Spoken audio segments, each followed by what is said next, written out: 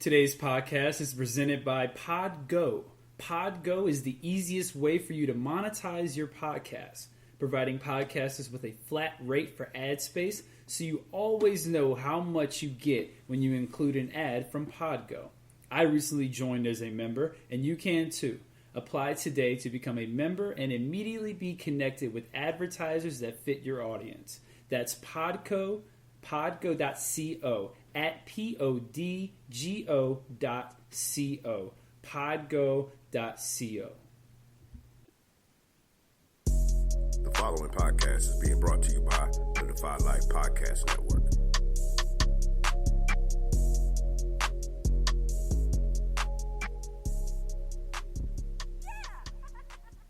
Maybe we can still heal you.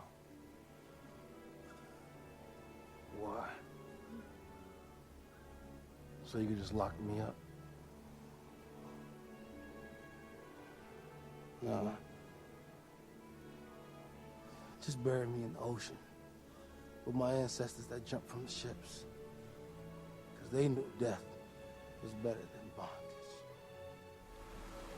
Oh, you think darkness is your ally? You merely adopted the dark. I was born in it, molded by it. I didn't see the light until I was already a man. By then it was nothing to me but blinding. The shadows betray you because they belong to me. In the hell do you think you are?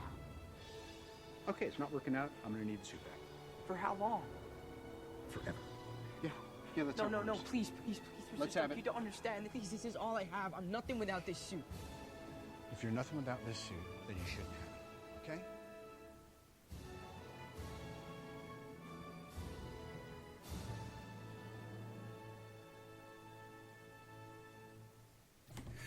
So Oz, this week we are going to first off be recording a podcast together in person. So that's going to be the first issue that we're going to have to get over. Secondly, today we are going to be talking about some of the best and worst chameleons in the world of movie and TV. Some of the best and worst actors who can blend into any role, and then some of the actors who you just can't help but see no matter what role they are in. And if I remember correctly from last week, this conversation started when we were talking about, was it Tom Hanks? Yes. Tom Hanks, and then we reverberated back into a bit of a Brad Pitt. There's a long list of actors and actresses, the good, the bad, and the ugly, that are these chameleons that we're talking about. So, Oz, let me ask you, what character do you think? What character do you think is the biggest chameleon in Hollywood right now? I think. Let me think. The biggest chameleon in Hollywood right now. Oh, this is... Hey, listen, everyone. I just want you to know I haven't been able to see Oz's face when he gets ready to start a rant. So there's a twitch in his eye right before he gets started that you all aren't seeing that I'm seeing. So get ready. Yeah, we're practicing social distancing, by the way. So I think that, like, for better or for worse, we have a slew that we can go down. We have Ryan Reynolds. You think he's a chameleon? So we say good and bad because, like, the thing is, when you go see a Ryan Reynolds movie, you're going to see Ryan Reynolds just be someone different, but it's Ryan Reynolds. It's the same exact thing for Will Smith. It's the same exact thing for Tom Cruise too. And by the way, the Greyhound, same thing for Tom Hanks. Haven't seen the Greyhound, but since we're talking about chameleons, somebody who I think is a very good chameleon and very underrated because of how iconic his role was is a Stephen Carell. For sure. You know, Yeah. and I think the one movie that you can point to is The Foxcatcher. He was fantastic in that, and you completely forgot who he was and what made him famous. So he's somebody, I think Pedro Pascal, I think that's someone that we've talked about either on air last week or off air. Mandalorian. Just not even the Mandalorian. This guy was in the He was in Game of Thrones, and you say Equalizer 2. Oh, he was my also gosh. he's also going to be in Wonder Woman 2. And wait, hold on. And this guy, not just Wonder Woman 2, but he's played so many characters. You're just like, who is that weird looking guy who I'm strangely drawn to? But he's always playing a bad guy. His page was great. So somebody I'm not too sure which side of the coin they fit in is actually one of your favorite actors, and that's your boy Chewie. Chewie's great. Chewie's also in this. He's a great actor, but does he blend in? Okay, I'll give you this. So, I think that, and everybody should comment on this. If they wouldn't have chose Chadsworth or Chadwick Boseman for Black Panther, Chewie would have been a great runner-up for Black Panther's father or Black Panther. I think this guy is. I've loved him from and the little secret thing about what this guy does, he sneaks into all sorts of genres. You know, he was in, I think, 2012 the Apocalypse film. Not just that. He was also in it escapes me right now. Oh, sorry, the Firefly movie where he was the bad guy. He was great in that. And he Four Brothers. Oh my God, dude! The Four Brothers, dude. I mean, that's the first time I ever saw him was Four Brothers. I'm gonna say it like this, man. I'm gonna be straight, and I know we're all being woke in this situation right now, and all Black Lives Matter. But dude, that's the only time I ever wished for Marky Wahlberg to beat up another black man was when I saw Four Brothers, and that was it, dude. When Marky Wahlberg came up looking all cock diesel and brushed up on the scene, and they're like, "Yo, let this guy go to work." I was like, "Go to work on Chewie, dude. I love you, Chewie." Mark, funky bunch that dude real quick, dude. Yeah. And it was because they killed his white brother. Oh my God! Hey, they killed his gay white brother, so you know on them they do. Andre 3000 was like, "Yo, we gonna have some revenge." Hey, nah, we about to have some revenge. Bombs over Chewie is what it should have been. Okay, but yeah. So, but Chewie's also in the new Netflix one, the Old Guard movie that's taken from the comic book, which is like he's good.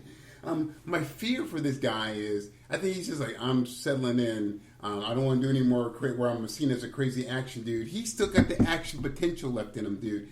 If you don't believe me, please find, steal, rent, borrow Red Belt the movie. I was wondering when you were going to bring up Red Belt. Red Belt the movie. I'll tell you how much of a geek I am. You sit me down and play Red Belt the movie, the Highlander #1 director's cut on repeat for me. That's a holiday for me. A holiday? Oh, sorry. That is vacation.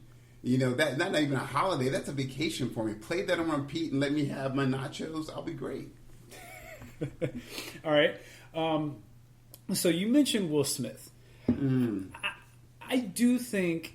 I think Will Smith has gotten to a point where he's picking roles that fit the audience that he knows he has. Because when Will Smith wants to act, he can act. I mean, just look at Ali. Of course. Ali, he blended in seamlessly. Yeah. He was fantastic in that. Now, when you go past Ali, The Pursuit of Happiness is another one that's really good. I thought he wasn't Will Smith. Right, 6 Degrees. 6 Degrees. He wasn't a great movie, but he wasn't Will Smith. But he was not Will Smith. He was not Will Smith. I think I Am Legend is another one where he's not Will Smith.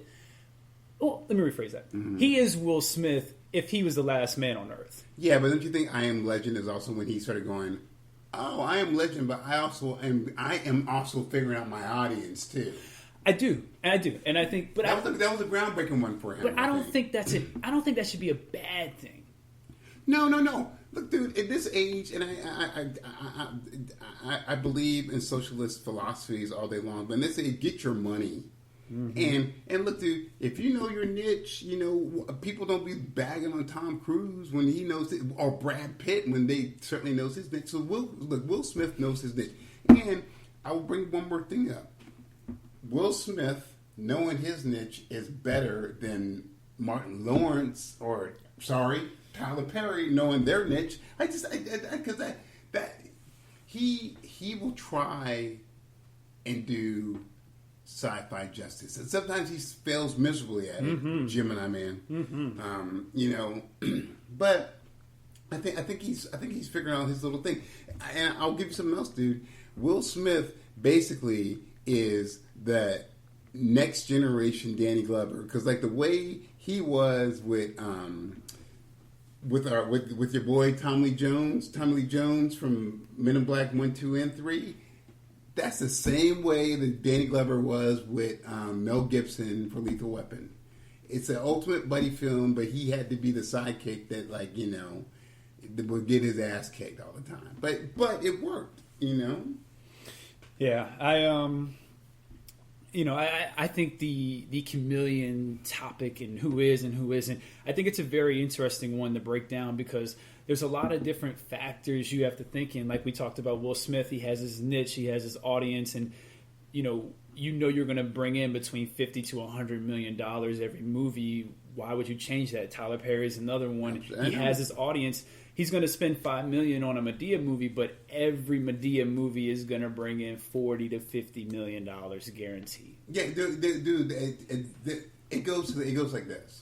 And the Madea movies are terrible after like the first two.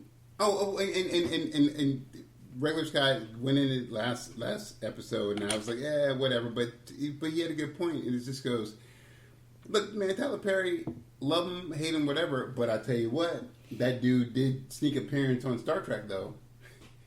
He was in like all three of them. Oh, because he knows his nerdums. He's a nerd, and he's like, I do this for a reason. And whenever he goes to a studio exec and goes, I have an idea for a Madea movie, they're like, how much money? You're right. Though. They literally, because they look, yes, we Black Lives Matter, but we know buffoonery, and we will support your buffoonery because it's going to make us some instant money. So this is, so he's like being smart about it. Again, the buffoonery and the stuff you could take it to a certain level and go, fight the power. He shouldn't be doing this. But on another level, this dude, I feel like this dude has a sick little plan, man. Like where I don't want to be in the head of Tyler Perry. I promise you, I don't want to be the head of Tyler Perry. But like, I think this guy is like going, I made this studio. This studio is accessible. I think he has a long-term plan, which I kind of like and excited. I'm excited about.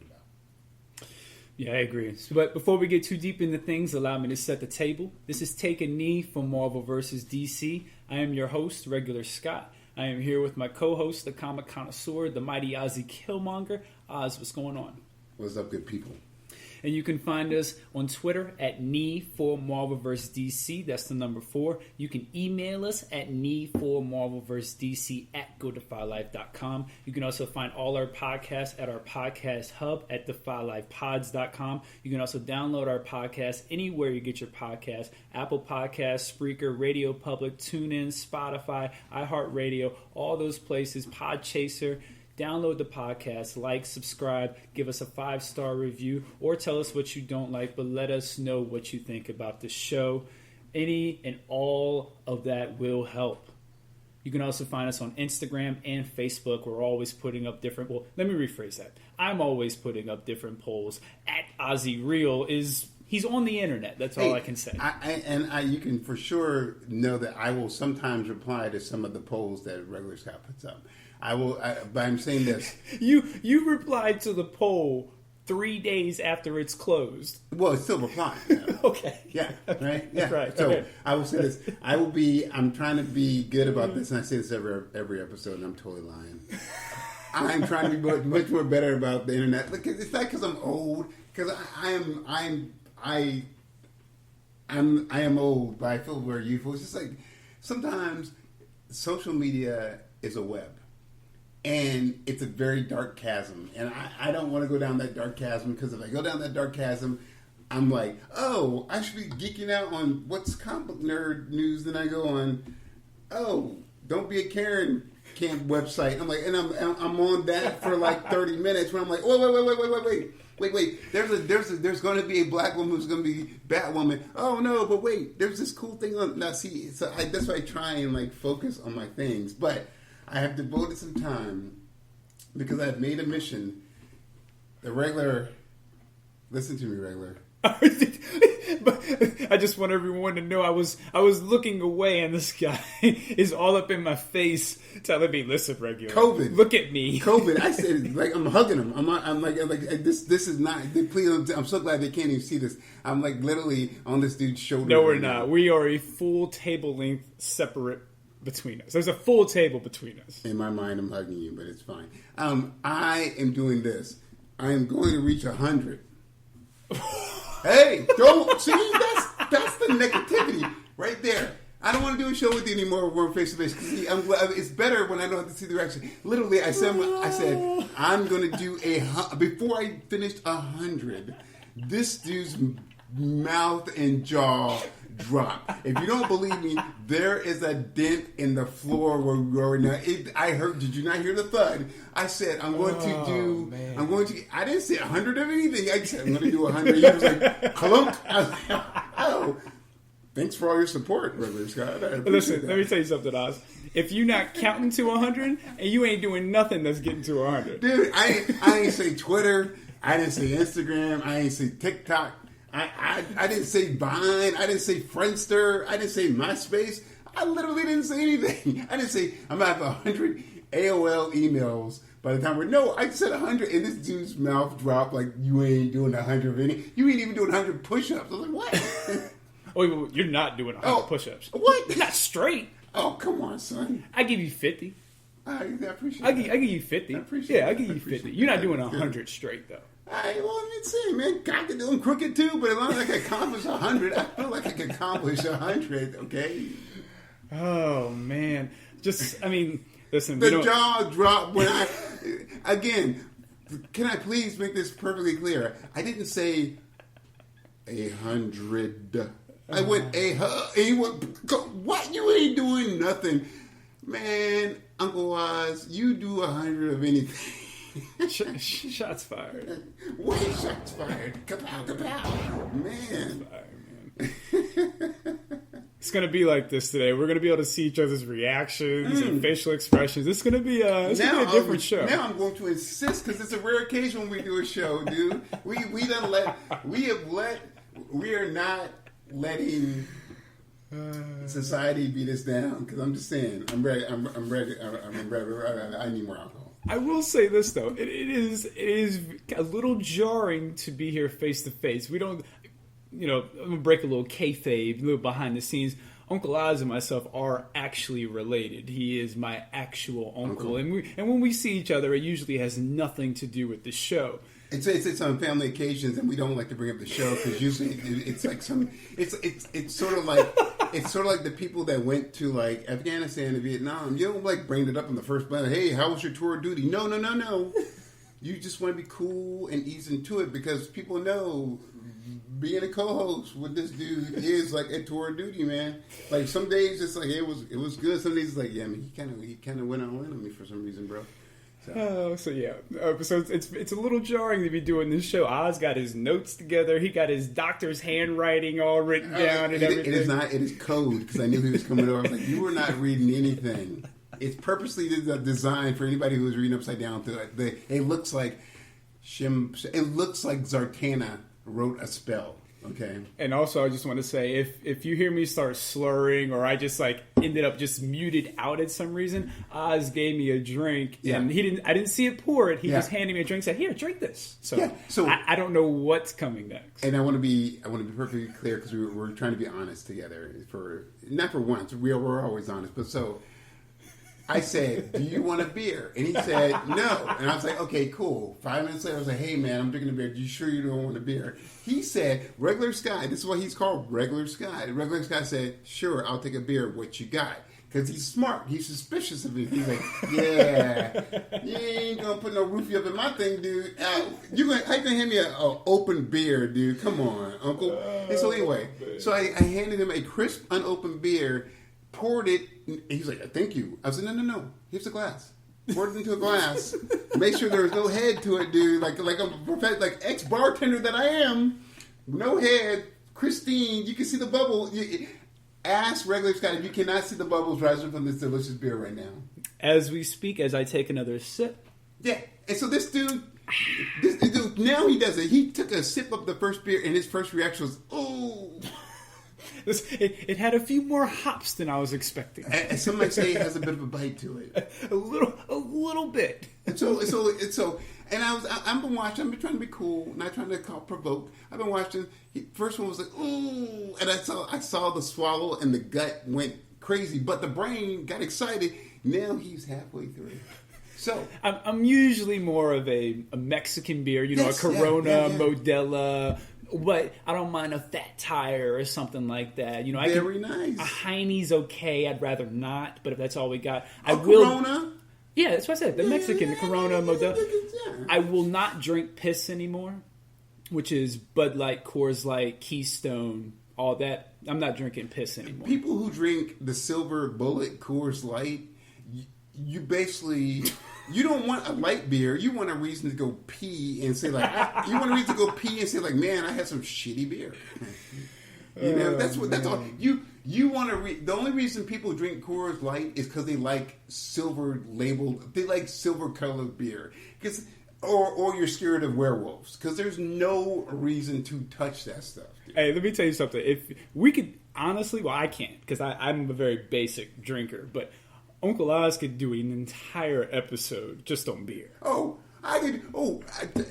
We could finish a whole year on beer because man, I be seeing what y'all be drinking, dude. And by the way, it's so snobbery. I will suck down a PBR. I'll drink a Miller when I need to, but I'm just like, but right from wrong when you're sitting up there like, let me get 2 cases of that Coors Light. Why?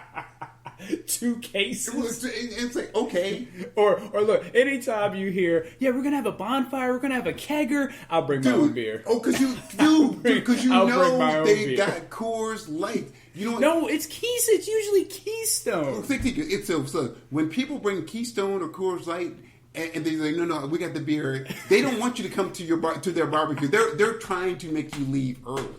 So it is your job to bring your own beer. BYOB. No, I'm staying.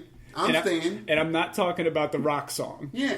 BYOB. Dude, I'm just saying, that's ridiculous, dude. Yeah, seriously, it's just like, I haven't been able to pee in 3 days. Or, here, drink 3 of these. I promise you'll be peeing for 3 days, Once you break that seal, it's a wrap. Oh, dude, it's terrible, man. It's so crazy. We've definitely gone off the hinges. We done started talking about alcohol and all types of stuff. But... if you ever want to send us some beer or a beer voucher or something. If you need Uncle Oz to test beer for you and give you a beer review, ship beer our way. I will promise you, I will write up a delicious review for you. Now listen, it needs to be a 12-pack because I won't be able to give you a proper review after the first 6. But, no, wait. Can we get back to chameleons, please? Because there's a trope. And we need to talk about our actresses that are chameleons, too. Well, it's obviously in the conversation, obviously. Okay. And as you know, Oz, I don't know why you're trying to change the whole format. We have a lot of appetizing to get to do before we get to the main course. So, I was just seating us and letting us know what's going on. I was just chugged the beer. So I don't know what the hell is going on. He looks like Thor. Yar, that was delicious mead. Man, where are some frost giants, dude? I'm telling about that. All right. How dare my father Odin tell me I'm not worthy of this hammer? All right. I see Loki looking at me. So we got a couple Killmonger conversations. We have one from a couple weeks ago from our good friend JVD of The Villains the Man. He actually sent us this a couple weeks ago, and I wanted to hold off on it so until we had enough time to really talk about it and whatnot. So I'm going to read the email that he sent, or the DM that he sent. So it reads, not sure if you guys have seen this, but I'm sorry. Start over. Go slow. I told you that beer's no joke. Hey, it's a local brewery, dude. No, it has nothing to do with the beer. Okay. It's not a joke. This is a picture from what I picked. He sent a picture, an article about Community and the show Community, where they pulled an episode called Advanced Dungeons and Dragons due to blackface. And the character dressed up as blackface, not trying to be a black character, but that is just because that is the color of the actual D&D character that they were portraying. And so he pretty much just wanted to ask about it. And we actually had a discussion about it on here, and I won't go through that. But he kind of wanted to know, what are your thoughts on this particular instance, the episode being pulled? I know. And this is my own question being tacked onto this. I know this is a lot. Yeah.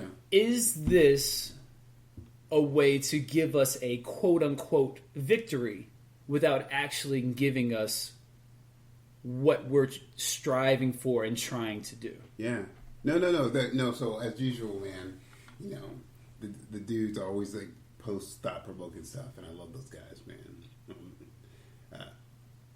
So I think it goes like this, and my views are always subject to change upon my further investigation, which is what humans should do.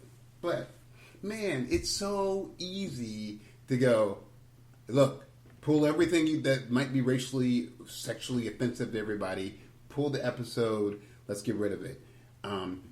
That's the easiest, that's the path of least resistance to have no ownership for what you did. Okay?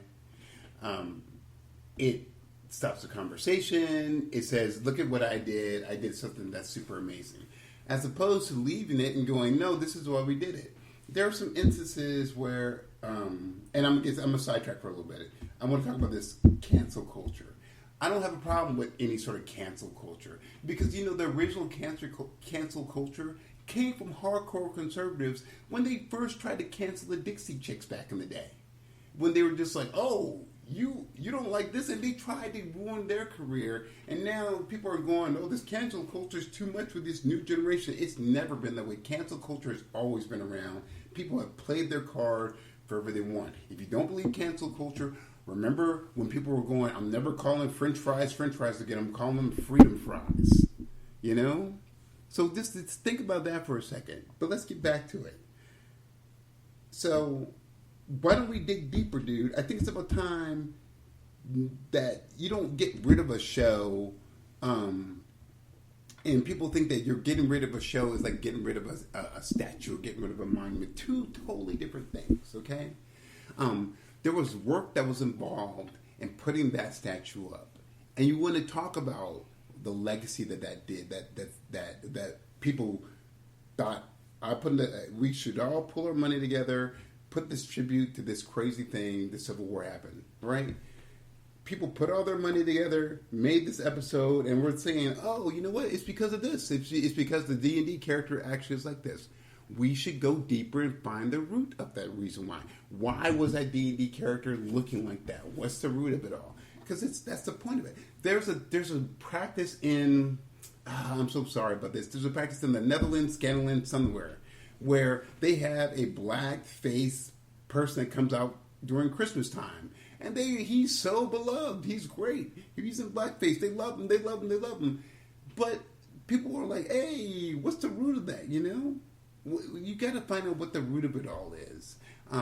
Stop pulling episodes without having a thorough dialogue about stuff. People should go, hey, this episode happened. Let's talk about it. Should we pull it? Let's be on a consensus about it. Should we keep it? Let's talk about it, because everything's a teachable moment, dude. Even when you try and erase history, you're still doing a teachable moment. I will say this, and I would love for people to give a response back to it. You pulling episodes because they have blackface without any explanation for it, and without the executives, the actors talking about why it happened, is the same thing when noble white Americans tried to save first people by saying we should take them and take them out of their culture, rob them of all their cultural identity, rob them of all their language, and like raise them so that they can raise them as one of us. It's the same exact thing. You're erasing something so that you can make this look the way you want it to look. Show the dirty stuff of it. The reason why we're in this fight together right now, and I'll make it real quick, I'm sorry about this. The reason why we're in this fight together or against each other right now is because people don't want to get dirty. People don't want to know like what's the hidden truth behind stuff. Thank you. Well, I think there's a lot of truth to that. And me personally, I don't know a lot about D&D, so I had to look into it and look at the characters and just kind of see what it, because before I make this rash judgment about it, you know, I need to, I think what you said kind of hit the nail on the head, where instead of us just being so quick to pull episodes and do these things like that, instead we should be looking it up, seeing why these characters dress like that. There's not even a black character in Dungeons and Dragons. But look at you. You were like, man, I didn't even know about this, so I went and investigated. I know people don't like doing it, but that's the whole point. You're supposed to do that. Well, I mean, we have computers in our pockets, so why not be inquisitive? You have this thing that's attached to your hip. So we're always on it. You have the world's fastest weird gun, and you don't want to use this gun. You know? If you really love the Second Amendment, use the weapons and tools that you have. You know. And me personally, I just think this is a way for Netflix to be like, look what we did. You know, they have this whole. Don't cancel our subscription. Look what we did. Yeah, like they have. I mean, now they have a Black Lives Matter playlist and whatnot. Like, I don't want that. I want the black films and the black starring films and the black directed films. I want them to be migrated into the entire thing. But if they're as good as they are, like most of them are really good, then put them at the forefront because they deserve it. Don't put us in another category. That is not what we want or what we're striving to do. Regular Scott, what does it mean when you're like, well, hey, we have Black Lives Matter films and TV shows over here separate. Yeah. We have gay and lesbian TV shows and trans TV shows separate. When you don't have any trans people directing or producing shows, when you don't have any black people directing or producing these shows, that's the whole point. Dude. It's like you're pandering. You're removing shows or pandering to people. And it's not that I don't want these. Like I want these opportunities. I want these movies. You know, the LGBT. You know, all those movies, the black movies. I want all those, all the different races, even the Asian movies that have kind of popped up here a lot recently. I want all that, but we don't need to be in our own category. There shouldn't be a Black Lives Matter category, in my opinion. Well, here it goes like this. I don't think we need that. So maybe I get the category of saying like African American or black. I get it, but why does it have to be now? Why are you taking these shows out now? Why are you doing this Black Lives Matter thing now? Because you know it just seems disingenuous because it feels like you're doing it because the momentum of the world is saying do it. You're like, hey, I'm riding this wave too, but the wave eventually stops, you know? Right. Where are all the people, the true believers are the ones who go, hey, I wake up at 6 o'clock in the morning, go get my surfboard out, and I wait for the perfect wave, and I ride that wave. You know, for the love of it, and I do this every day. People are just jumping on this bandwagon. The thing that has really pissed me off about stuff is that they had Blackout Tuesday. I know people on Instagram that blacked out their screen and did it for that day. And that's it. And they said, hey, listening, learning. And they did it for that day. And then the next day, they're up there with selfies about themselves again. I'm like, that's not the point, dude. Again, who cares if you have Black Lives Matter category of sci-fi when you have no black people making sci-fi films? And this guy is using his hands. I know. That's classic. See, regular Scott knows that's my classic teaching thing. But when you don't have when you don't really have if you don't have black producers and black directors and black gaffers and black electricians and black grips, think about what Black Lives Matters means then. Well, I guess my thing with the whole thing, I guess my issue with the whole thing is it would mean more to me if instead of us being, instead of you featuring these movies in the Black Lives Matter category, you just feature them on that first page of Netflix.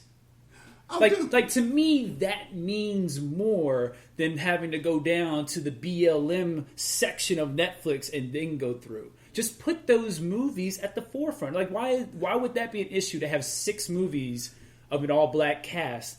Like, that's what I want. That's what I want instead of a category. I just want that to be normal and not to be like, oh, wow, it's a black movie up there. That's what I want. I'll tell you why that's a problem. This is why it's a problem. Because it makes too much sense. That's what don't laugh. I'm being dead serious. It makes too much sense because what a great way to be divisive. It's a way to be divisive because if you want to go and put your category, say BLM. That's what it is. So you do it. So people are like, oh my god, I'm just trying to search for why am I seeing this? Where if you just put black directed movies or black starring film or things that you put them in the first 6 in there, people are gonna go on Netflix and go, "Oh, what is that?" People that will make you more inquisitive, dude. The Five Bloods movie Spike Lee just put out. More people would be interested in that movie because people like Spike Lee. More people would be interested in that movie if it was just the featured movie. Like the Chris Hemsworth movie was, or probably like Old Guard was. If it was just the featured movie instead of it being the featured Black Lives Matter movie. And I get why they're doing it. I don't think it's helping. I'm going to tell you, I have my own issues with Spike Lee. The reason why I started loving films, I'll tell you, no spoiler alert, but this real secret is just that the reason why I started loving film was. Do I need to play the spoiler? You said no spoiler alert. It's not. It's not because it's a stupid secret because I love beer. I'll play it anyway. I got into this whole film game because of Spike Lee. I was like, man, I was, still am, hope to stay, remain black forever. But yeah, I was like, man, there's no opportunities for me. I can't ever get into this. And I saw a little documentary about this dude. Little short black brother. And I didn't know that he had connections to, but I just saw that the way they played. I was like, man, that opened up a lot of things for me. I was like, I'm going to get into this. Saw him speak at Virginia State University. He came to state? Oh, came to state twice. I went both times. And asked him a question both times too. That's a local HBCU here in Virginia, in the area, Richmond, Petersburg area. It's in Petersburg, but we're in Richmond. It's our area. So. Yeah, and it's just very historic, Absolutely. And he spoke there, really loved, and then but I will tell you this, man. You know when Spike Lee's at his best when he keeps he can talk about what he wants, but sometimes he's weird. Because I'm gonna tell you 2 weird things about Spike Lee. One thing is, I don't know why, when you won your first Oscar, you're going to go jump on Samuel Jackson when that dude is like 75 years old and stuff. How you going to jump on that dude like that? And like, man, he ain't supposed to carry your weight. Samuel Jackson carried him, because that's how Samuel Jackson, he's immortal. But I'm just saying, man. But I'm like, come on, Spike, you know better than that. Spike Lee's at his best game when he stops talking and makes movies that don't really have this overt political thing. I like the Five Bloods. I haven't seen it yet. It's okay, it's good, but you know what? A really good movie that he made, The Miracle of Santa Ana, which is a World War II movie about black soldiers. It's amazing. It's good, but he doesn't throw an overt thing into it. True that. But guess what? People are like, Spike Lee, I love him. Spike Lee, I hate him. But he got in. But he didn't get in because he was a nobody. He got in because his dad was in the business. He had other people in the business that he knew. He got in because of that, man. He ain't Tyler Perry. Dude, Tyler Perry, for better or for worse, I got my beef with that cat. Yeah, I know you don't like him. But for better or for worse, I know in his brain and his heart, he's a blurred. Because of the Star Trek thing, you can smell it on him, dude. You're a Trekkie. All right. Real quick. So the last thing is Tyler Perry also does this too.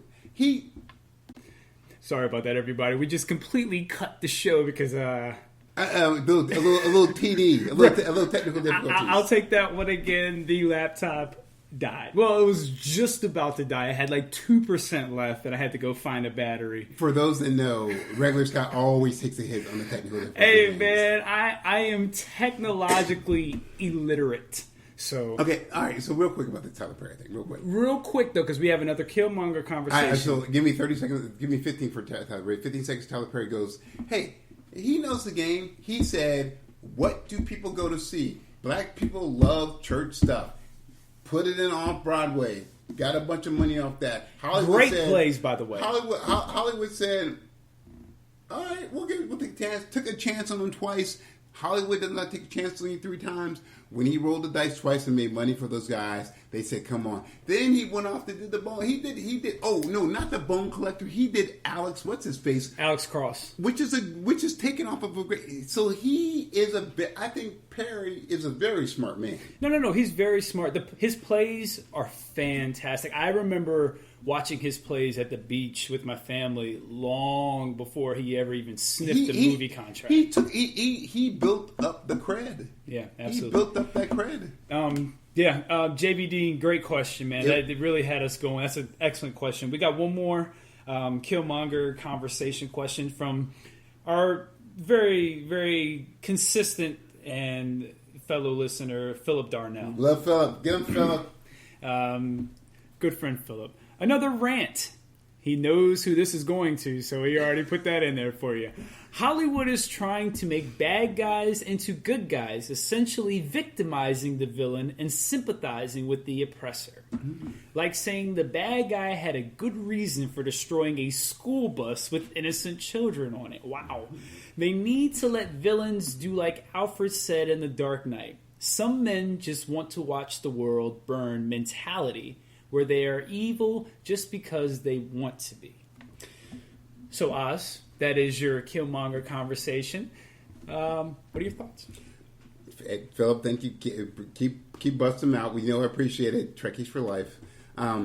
Hashtag leave Nick alone. Hashtag leave Nick alone. Hey, and hashtag Nick needs a Starfleet uniform. That's all. No, he does not. He'll over the top it and go crazy. But that guy deserves to be in a Starfleet uniform. It don't need to be what? Because he should be. There should be some people. I'm gonna tell you. In my head, there are people that deserve the uniform. All right, go back to his Killmonger cover. I am not trying to think about Nicolas Cage and Starfleet. Next episode is people who deserve the uniform, dude. Because there's some people who don't deserve the uniform. I'm cool with that. Put that down. And I'm going to tell you what the criteria are for the uniform. Because you will need to abide by the Starfleet thing. Hey, save that. That will be our topic for next. You know what? While we're on that, before we get to your Killmonger conversation, Philip, next week's episode, we are going to be. It might be a long one. We're going to be reviewing The Old Guard from Netflix. We are going to be talking about Hamilton. Yeah, and it's packed. And we are also obviously we'll make it short, but people who deserve the uniform. People who don't deserve the uniform. So I'm on the fence about regular Scott having the uniform right now too. I don't want the uniform. See that? Yeah, guess what? I don't want the and you know what? You can say you don't want the uniform. I'm good. Let's get but back to you still Philip. deserve the uniform. So, Philip, what you said is very true. But I feel like if you think about it, man, there's always been this little weird thing about sympathizing with your enemy. No, sorry, that's not even weird. Let me get my start there. Sympathizing with your enemy is not a problem. We try and do that, but we don't ever want to be like our enemy, and I get it. The true evil are people that just want to see the world burn. And there are people like that. I think in this way we're living, and what we're getting to, Philip, is what I'm trying to say is, I don't want to get political, but I think that in our current environment, people are starving because they don't know what to believe. So they still want to believe that billionaires are good people, or Bruce Waynes in the world, or Oliver Quinns. And they still want to believe that this... Queen. His name is Oliver Queen. Get that man name right. Put some respect on that man name. Hey, I ain't putting on... God dang, man. His name was Oliver Queen, and I promise you her name is Harvey Quinn.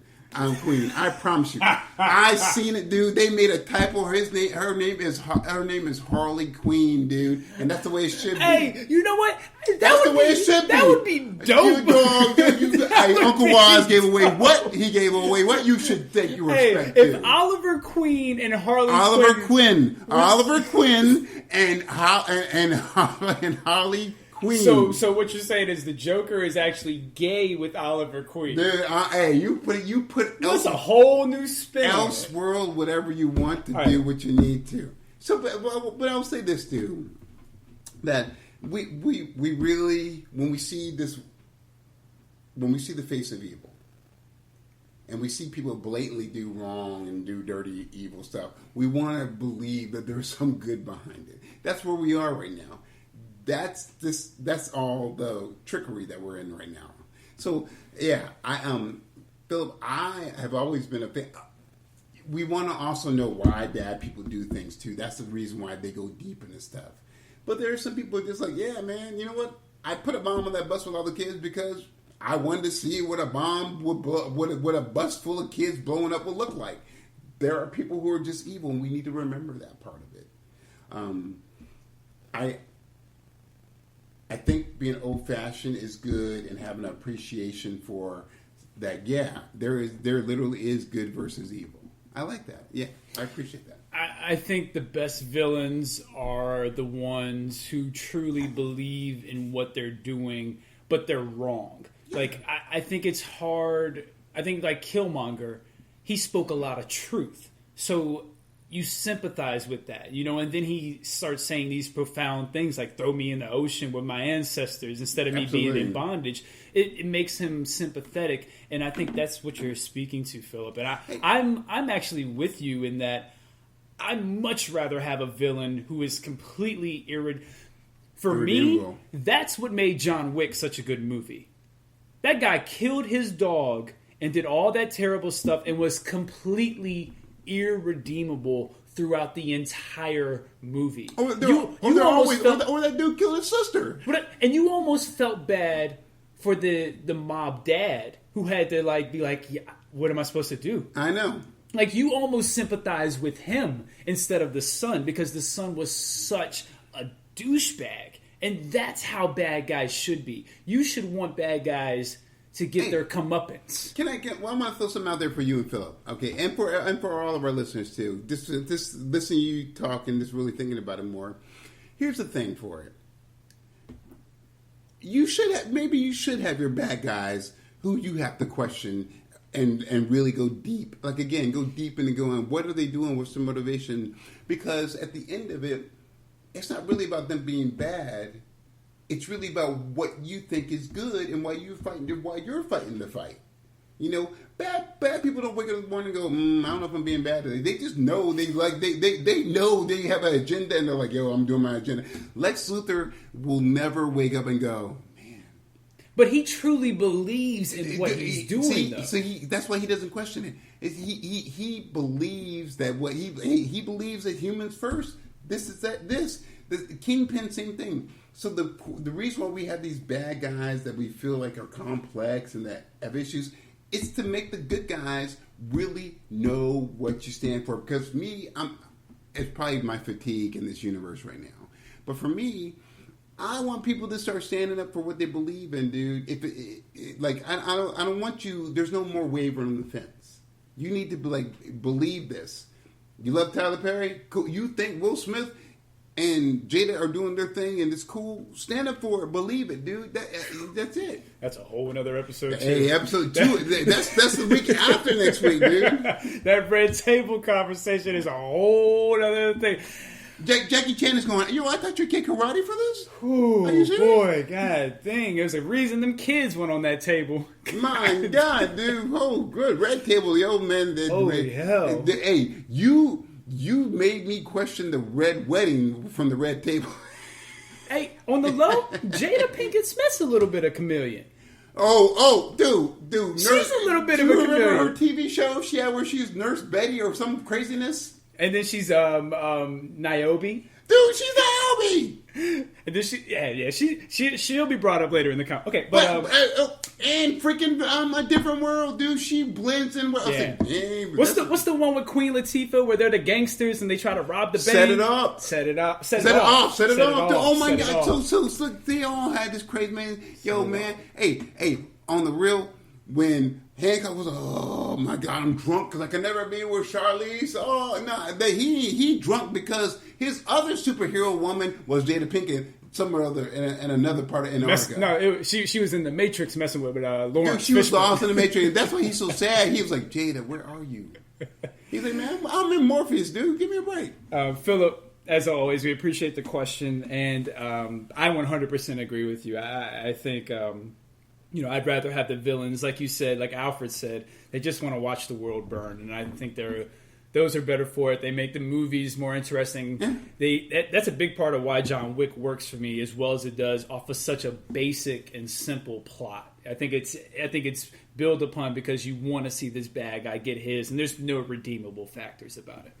And I'll say again, maybe the bad guys are the way they are to make the good guys remember who they are. So we're going to take a quick commercial break, and then this show's a little bit longer than I thought it was going to be. We're already an hour in, and we ain't even got to the news tidbits or anything. All right. We're going to take a quick commercial break. We're going to come back, go over a couple news tidbits. We're going to do our pick 4, one's got to go, and then we're going to talk a little bit more about chameleons, male and female in Hollywood. We'll be right back. Welcome to the Anything, Everything, and Nothing podcast with Lynn and Kim. Join us as we discuss the latest in everything from entertainment and current events to the craziness that is our real life. Let's laugh, let's live, let's talk about it. New episode every Tuesday on the Defy Life Podcast Network. And remember, if you're not defying life, then what are you doing? Lynn and Kim.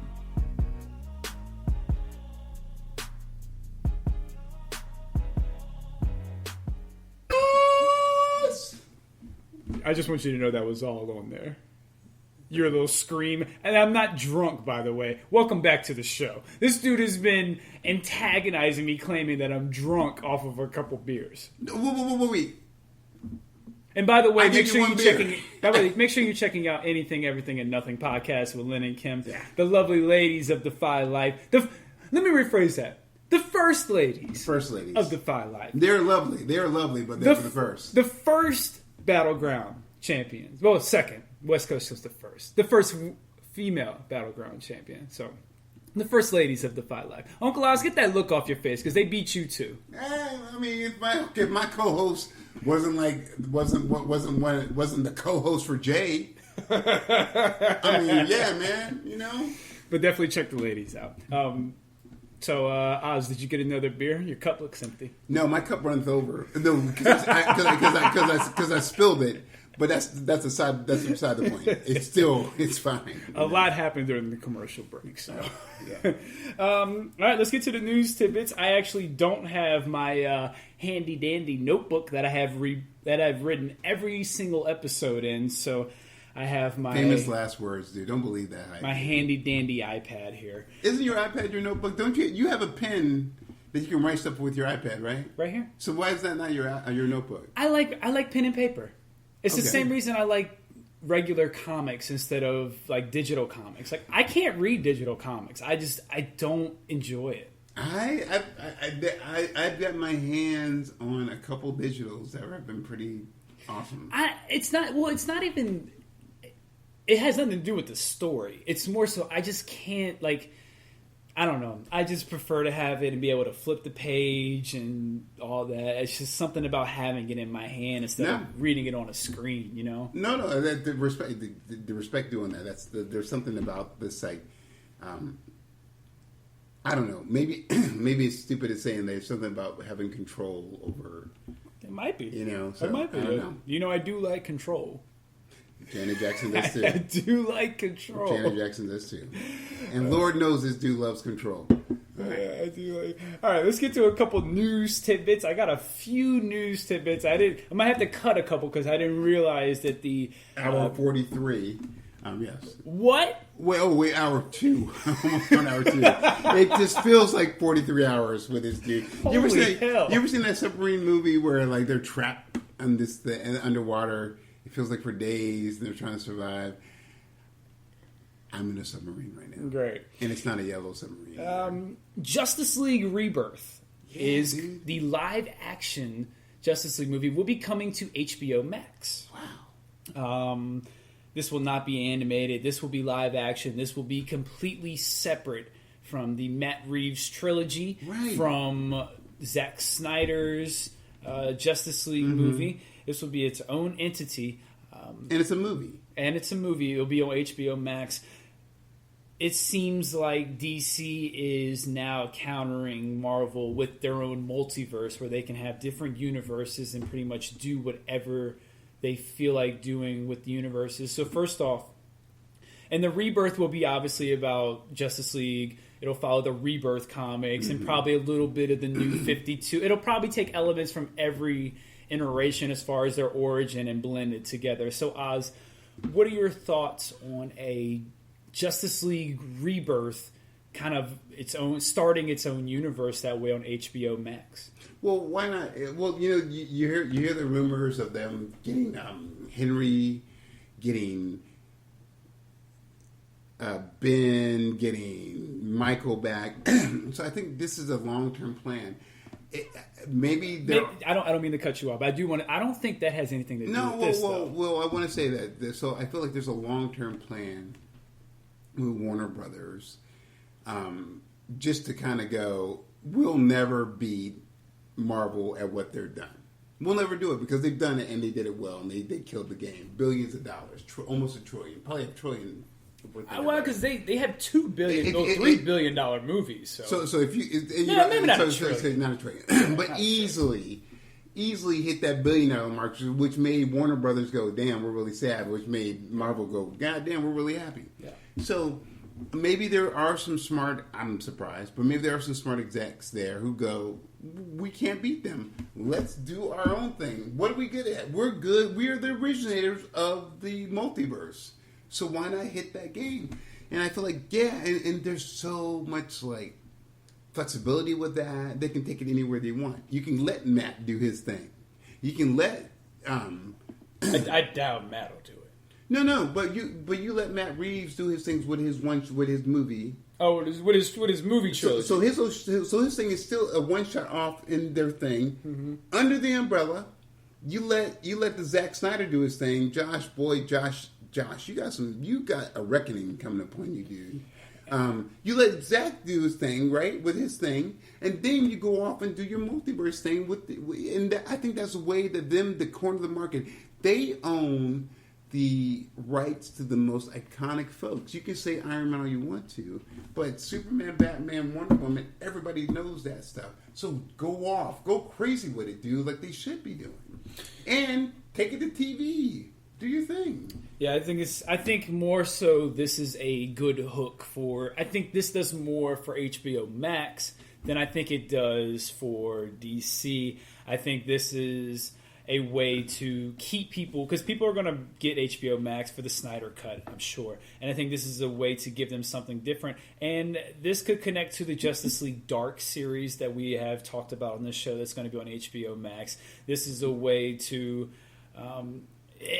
In my opinion, if you do this, I say you go as nerd as possible and you go all out. You give us Martian Manhunter. You give us Green Lantern. You're going to throw in Vixen. You're going to throw in Cyborg. You're going to throw in Black Lightning. You're going to throw in John.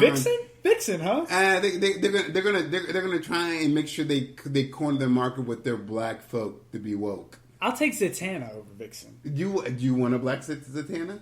No. So then you better go with Vixen. And you just screwed up. Look, Regular Scott did it, so everybody else who listened to it, he messed it up for everybody. They're going to make Zatanna black, I bet. They will probably do that, dude. Now, why not just do Hawk Girl and make her black? Why not? Make Kendra black, dude. Why not just make her black? I mean, if you're gonna do that to somebody, why not just make Hawk Girl black? Here's the thing. I'm not trying to be even crazy. When she was getting up with John back in the day for Justice League Unlimited, I always thought she was black, dude. I thought she was mixed. Dude, I always thought she was straight up mixed for real, son. That's an easy way to I play ain't that just off. saying because That's she's a easy. ginger either. I was just like, dude, the way she... Man. So... Dude. I think that's it. If you were gonna do it to somebody, just do Hawk Girl. my People have God. been asking for Hawk Man anyway, so just knock two birds with one stone. Brother Scott, would you rather want to see a black Hawk man or a black Hawk woman? Now that you say that, I don't know. I would like to see a black Hawk woman, dude. I would too, but her name is Kendra. She should be black. What's Hawkman's name? Oh my God. Oh, God. I was gonna say how Scott. Whoa, I'm looking up real quick. Oh God. Let me ask you. It's terrible. You are the comic connoisseur. Let me ask you: are there any black Hawkmen of that race? Dude, here it goes. Black Condor, who was white, when fighting with the freedom fighters and Justice Society of America in the alt world, got together with somebody and had a black dude who was a superhero. Well, don't Hawkgirl and Jon Stewart have a black kid? I know, it was called like Warbird or something. So the Carter Hall. Thank you, Carter Hall. I wouldn't want Carter Hall to be white, but I think you could just do another Hawkman character. Kendra, I think you can change her race and it doesn't affect anything. Dude, I feel like if you made her black, like, because she basically is black in Earth 2 society. Nobody would know. But Nobody even knows who she is. And you know I'm pretty sure she was black on the CW version. Or if she wasn't black, she wasn't white. Right, so, I know. Hey, dude, what a freaking no-brainer. Because I'm not a fan of race swapping as it is. No, we've had this conversation multiple times, and there's no point there. But there's no reason. And what you do with this Max HBO and with this whole Warner Brother DC thing is you start flipping the script. You start, if you want to do an Elseworld, you start pissing people off, and you go to that Elseworld where every superhero is black. Yeah. You start doing that. You start getting into it, man. You'll never beat Marvel. Marvel's done crushed you and everything, so you beat them at a different game. Sticking with DC, a couple more. I'm actually going to hit these next 3 DC news tidbits all at once, and then we can go back and break them down. The first one is there is going to be a Constantine reboot helmed up by J.J. Abrams. Keanu Reeves is not attached yet. No. Birds of Prey sequel has been axed. It was no longer happening. They are moving away from Harley Quinn.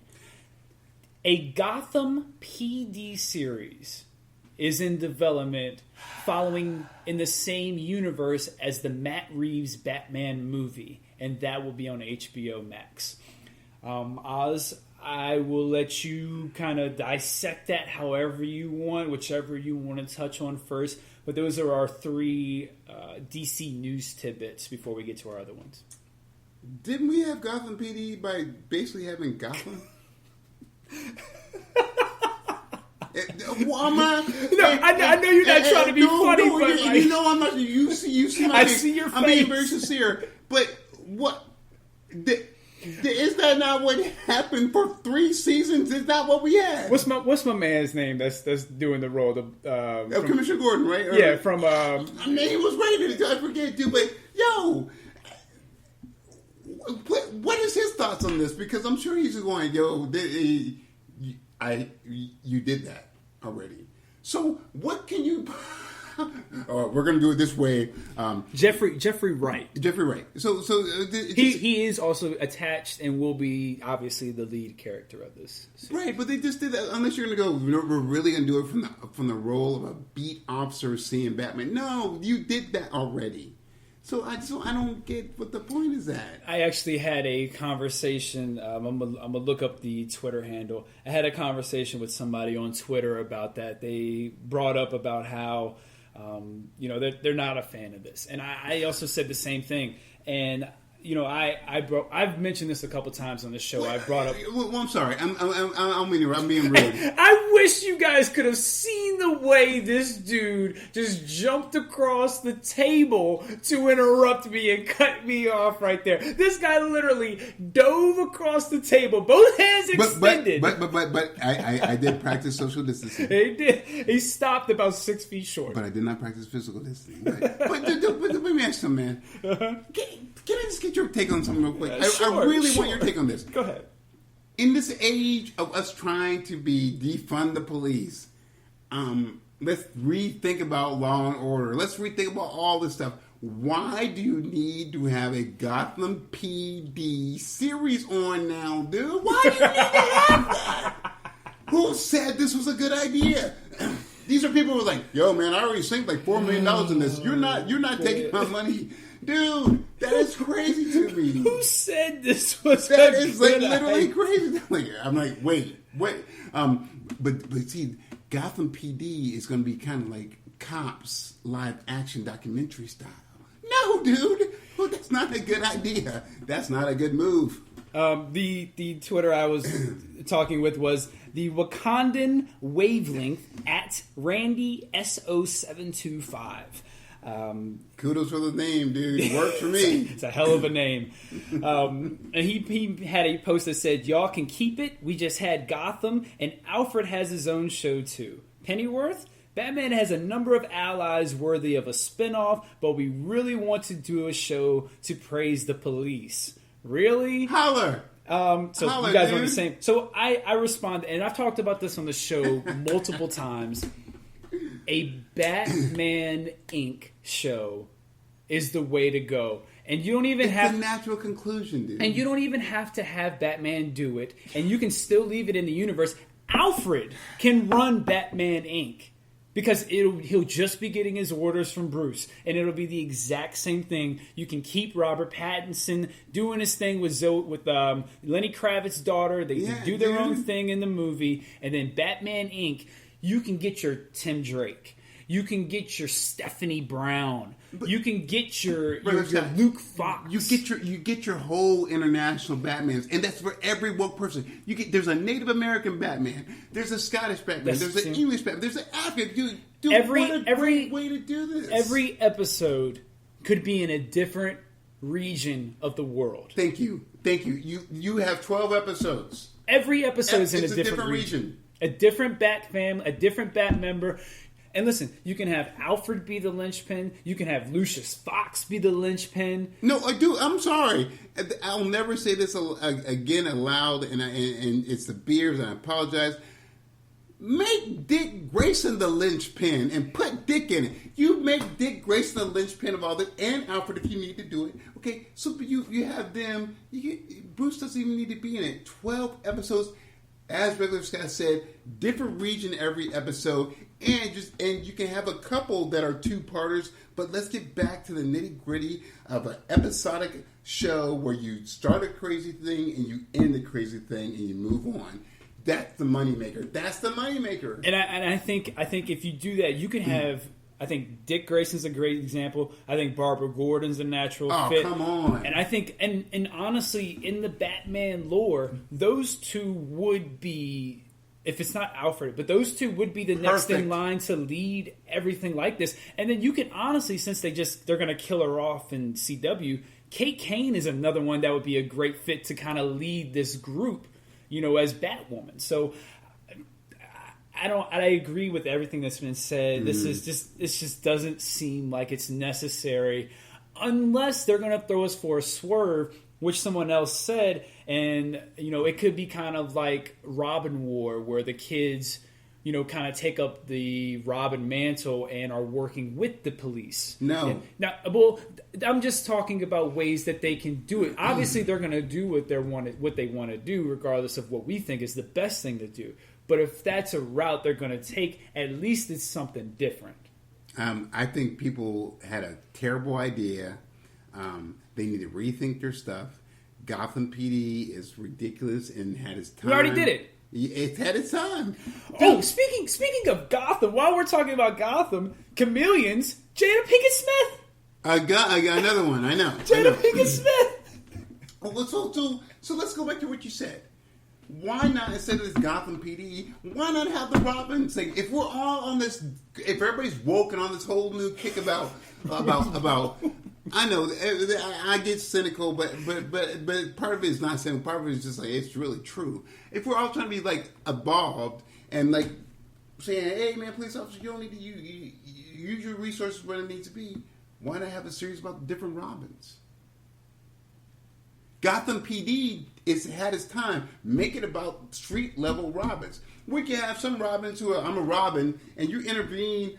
I help the lady cross the street. I'm a Robin. I'm doing some ninja stuff. I'm gonna actually take that a step further. I think you should show the real life consequences of trying to become a Robin. And I think your first 3 episodes, whoever that Robin is at the beginning of the episode, they don't make it. Oh, dude. And then, like, maybe episode 5, you get a real Robin, a Tim Drake, a Damian Wayne, or a Dick Grayson coming back, kind of seeing, like, what the hell is going on? But if I'm doing this show, you really want to do something different and change the game. Those kids who are being Robin, you kill them. Each episode, a different Robin is dying because they don't know what it's like. They haven't been trained. And that's realistic. Well, let's keep it a little happier. Have, like you say, make it a Robin show. Make Robins getting their ass kicked by bang, but then going, I'm Robin. I need to know what it means to be fortified to be a real Robin. So you learn the consequences of stuff. It'd be a great way to introduce Stephanie Brown. Oh my God, dude! You can show Stephanie Brown. You can do your Lark that way. You can bring all these people in. Yo, Lark can stay at home. No, dude, I love Lark can stay at home and as far away from this as possible. Bruce would never approve of, because Bruce. Here's the thing. Here it goes. Just check me. Hear me out. I'm not being misogynist, but it's just the way they write it. A little bit. I haven't even said anything. I'm a misogynist for. Well, and by the way, when Regular Scott says that, it's very true. Any dude that ever says I'm not being misogynist and you're about to say something, you're about to say something misogynist. Right. Believe me. It's like say, hey, I'm not racist, but dude, come on, hey, I'm not a homophobe, but so whenever that comes out of your mouth, you as a person saying it and you as a person hearing it should know something crazy is about to come out. Hey, look, you were good with me till you hit that, but I was like, all right, well, I know what's coming next. Yeah, so because no one ever says, hey, I'm not a racist, and they're like, I'm not a racist, but so you never hear, hey, I'm not a sexist, and I really don't like women. You know what I'm saying, dude? So the whole thing about this whole crazy Robin thing is just like, dude, Bruce goes, oh my God, I saw this kid who just saw his parents die from this high water accident. I know I'm responsible for this. Tweaked his brain about Dick. He goes, oh my God, this guy discovered my secret identity, and his father just died, Tim Drake. He goes, oh my God, this dude you never... just skip over Jason Todd? Hold on, wait, I'm getting to other people. He goes, oh my God, wait, this dude has a crazy mom and never really knew who his father was, knows his grandfather is, but now he knows who his father is. I'm responsible for all this. So that's Damien. And Jason Todd, he goes, man, this dude used to steal from me, but he's really good. Mother's a train wreck, doesn't know his father. I feel responsible for that. Lark, your boy Lark is the same way. He's like, oh, your parents were cool until they got a hold of this Joker serum. Because of the Joker and me, I'm responsible. I don't know how anybody ever sees Bruce Wayne as anything as this super tragic person, dude. You know, he's just, I love him because he's amazing what the human potential is, but at the end of the day, he's really sad and tragic to me, dude. Yeah, nobody cares about Lark. Moving on. What were the other? Gotham Girl cares about Lark. Yeah, well... Hey, I may use my superpowers, and it may drain me, but goddamn, I'm going to take this dude to France if I want to. Yeah, whatever. Because he's Lark. I have absolutely... I could care less about Lark, man. Real quick, let's make this quick, because I do want to touch on a couple more. let's see. Evangeline Lilly is being replaced as the Wasp due to some of the comments she has made about COVID being a hoax. So the rumor is she will be replaced of a female POC. No. This goes right back to the conversation we just had about that. So these woke hold on. Let me ask you this, the comic connoisseur, before you go into your rant, and please make your rant quick. But let me ask you this. Yeah. Any multiverse or anything like that, is there a black Wasp, or is there just the bee from Justice League? Yeah, in the universe where they cross over to the Justice League, there is Bumblebee, the black dude. So let's just get to this. Can we just do this? Can we do some really cool stuff? It depends, man, because we run it on again. the timetable. These are all these freaking Hollywood wheatgrass mafia executives, dude. Someone said this to me. The only difference between the mafia and Hollywood executives is that Hollywood executives drink wheatgrass, and that's it. They're extortionists. They're going, oh yeah, you don't believe in COVID? We need to make our money. You're gone. Let's put a black person in there. No, let's put a trans person. No, if you want to get rid of her because she's stupid and makes stupid comments, replace her ass, dude. Kate Beckinsale. Kate Beckinsale was like, yo. Oh, she'd be great. She's like, hey, Underworld ain't calling me anymore, bro. I'm not a vampire. I can give me them PIM particles. I'm waiting for them. And look, I don't talk. Dude, you see what I do with action. You don't need me to say a bunch of words, dude. She would be great. The worst part is, Evangeline Lilly was great as Wasp. But she's stupid. No, I agree. But I'm just saying, as far as her as the character, I thought she's fantastic. And by the way, this regular Scott didn't tell you, breaking news, they're also replacing Hawkeye with Tyrese. What the hell, dude? No, you don't need to do that. Replace them cats with a person who looks better so that their stupid memory is gone forever. Excuse me. I'm just thinking of Tyrese being Clint Barton and going on these missions with Natasha Romanoff. I'm just thinking of Tyrese as Hawkeye on a jet ski, and he's like, I lost this $50,000 necklace on my jet ski. I'm like, yeah, you idiot, because you shouldn't be wearing a $50,000 necklace on a jet ski. And by the way, Nick Fury should have taught you better. Okay. Well, I think people would be questioning whether Tyrese was Nick Fury's son. Dude, hey, yo. Why don't you have an eye patch? And by the way, why is Luke Cage carrying arrows now? Oh, that's exactly what they would say, dude. They would be like, why? Because he's a pretty big dude, too. Dude, they would be like, why is dude, come on, man. Is Danny with you? You have Danny with you? Son. Where's Jessica? Wait, no, Danny with the perm, right? Yeah, okay, cool. So, dude, your response is to go, she says crazy, stupid stuff. Because she's rich, and she's probably like, hey, no one around me has it. Because you surround yourself with people who you don't want. All right. Let's see here. Well, you do this on purpose just to round me up by telling me these crazy things. I'm going to go over these next couple together. An Atomic Blonde sequel is in the works. And a Bird Box sequel is in the works. What do you think the Bird Box sequel is going to have? Honestly, I could care less, and I hope it doesn't happen. Let's keep it 100. Bird Box was not that good of a movie. It was definitely coming off of the heels of the great A Quiet Place. It would totally rip off you can waver. Yes, say what you need to say because respect due for sure. Yeah, but and definitely was riding off that momentum. It was building off of it, just the internet hype. And is there a story left to tell? They got to the safe haven. No, there is a story left to tell. MGK. When all the people, MGK, because we don't know how because that dude needs some birds, man. He needs some birds to help him see because his career, he definitely does not have the hearing that he needs to have for Man, his I career. can't believe that people were ignorant enough to tell me that guy won the battle with Eminem. And ever since that battle, he ain't put out an album, but Eminem done put out classics. No, regular Scott. Classics. Wait. You can Eminem. Okay, here's my things about Eminem. Music to be murdered by is a classic. Wait, time out. I just have these simple things, and I'm old. I have these simple things. When you got, and I'm not trying to be like put this on a black-white thing, but when you have industry greats who say, I don't battle against the white boy.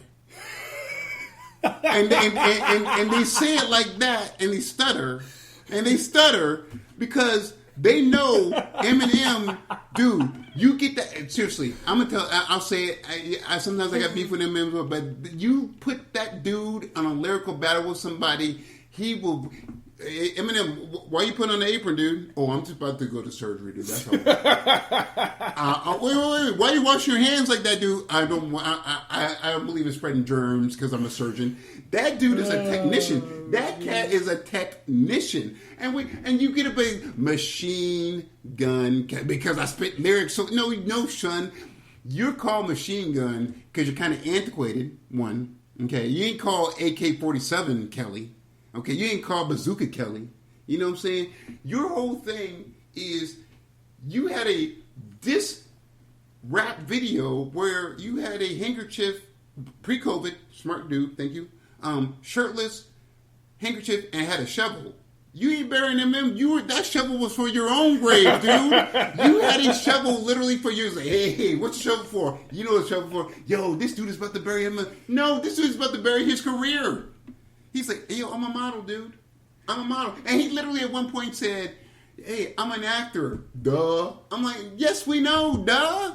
That dude had a shovel to bury his own career. Hey, man, it is what it is. Last bit of news. Machine Gun Kelly said, I'll give that album a 6. Dude, what?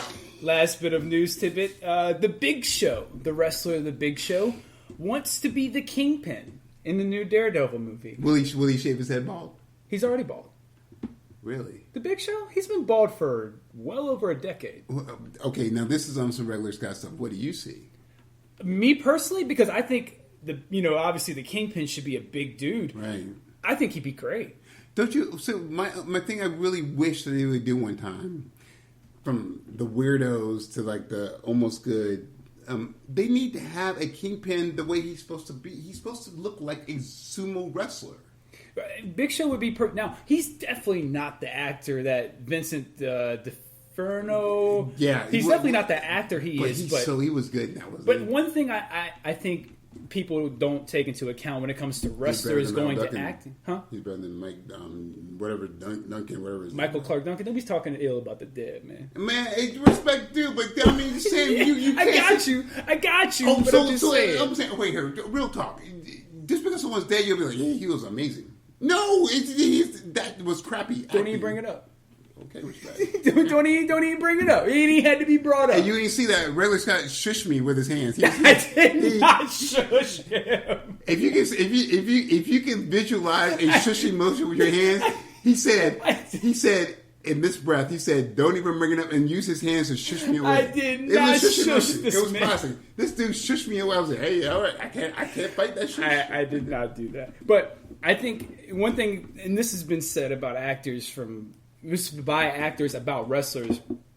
Wrestlers are much easier to work with because they're used to only having one take because they do everything live as far as like their scripts and stuff like that. So I think it'd be a very easy improv, whatever. Yeah, I think it'd be very easy for him. He can do all the action stuff because he's used to taking bumps and stuff like that. He's already has a successful show on Netflix. Yeah, but then it goes like this: you want the half and half. You want a dude who could look like he can go. I'm gonna go in and give you some Kingpin death throws, but I also want the other half where he can provide. And you tell me, I want to see where he can provide the intensity of him being in a room with a person and him, because when you saw Vince, right? Mm-hmm. Vincent, when he was in a room with other people, you were like, God, they were definitely terrified of this dude. Oh, I want that. I want this. I want him to be over-imposing, but I also want him to be like, I just picked up this flower. I didn't crush it, but I could crush it. But see, I think that's more so on the person he's working with.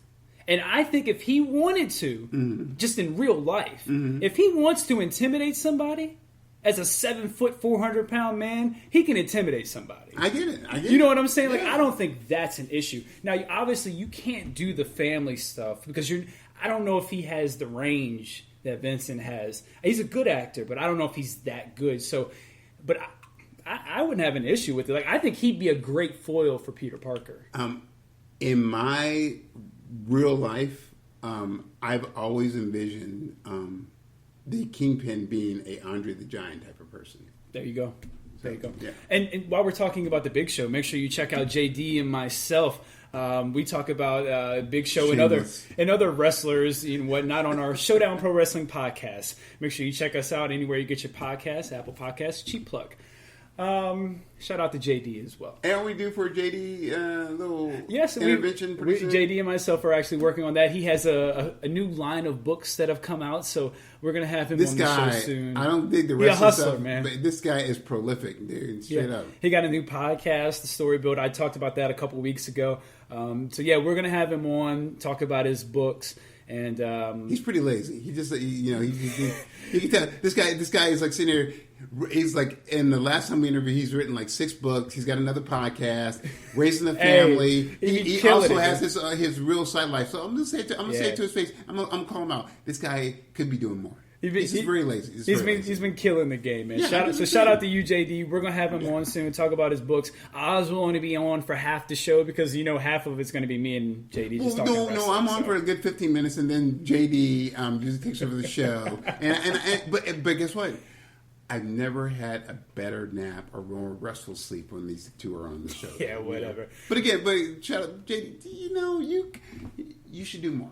You have at least a good 3 hours in your day that you could be doing something. All right, so let's get to our pick 4. One's got to go. These are all Sylvester Stallone movies. Ooh. Okay, all Sylvester Stallone. So pick 4, and then from that 4, we'll do One's got to go. Judge Dredd, Rocky, Rocky 2, Creed, The Expendables, Demolition Man, Rambo, First Blood, Copland, Daylight, Cobra, Cliffhanger, Guardians of the Galaxy Volume 2, Tango and Cash. Wow.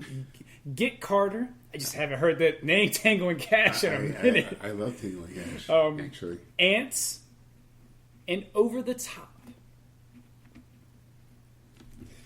I have a lot of spiritual connections with Sylvester Stallone. Hey, people be knocking Sylvester Stallone. My man got some hits, though. No, listen. Just because this guy is short and just because he's short and had a brief porn career before he had an acting career, people need to leave him alone. And just because his mother was a psychic and his brother possibly was in the mafia, Frank, leave this dude alone. Is this the same brother who has the failed stand-up comedian career? Oh, totally, dude. This dude, the Sylvester Stallone, people don't mess with that guy because they're like, hey, he's a great actor. No, he's got some, watch out. Hey, Hard Rock Castle, or the restaurant chain. Hard Rock Cafe. Hard Rock Cafe with Arnold and Bruce, all conservatives, which is no problem.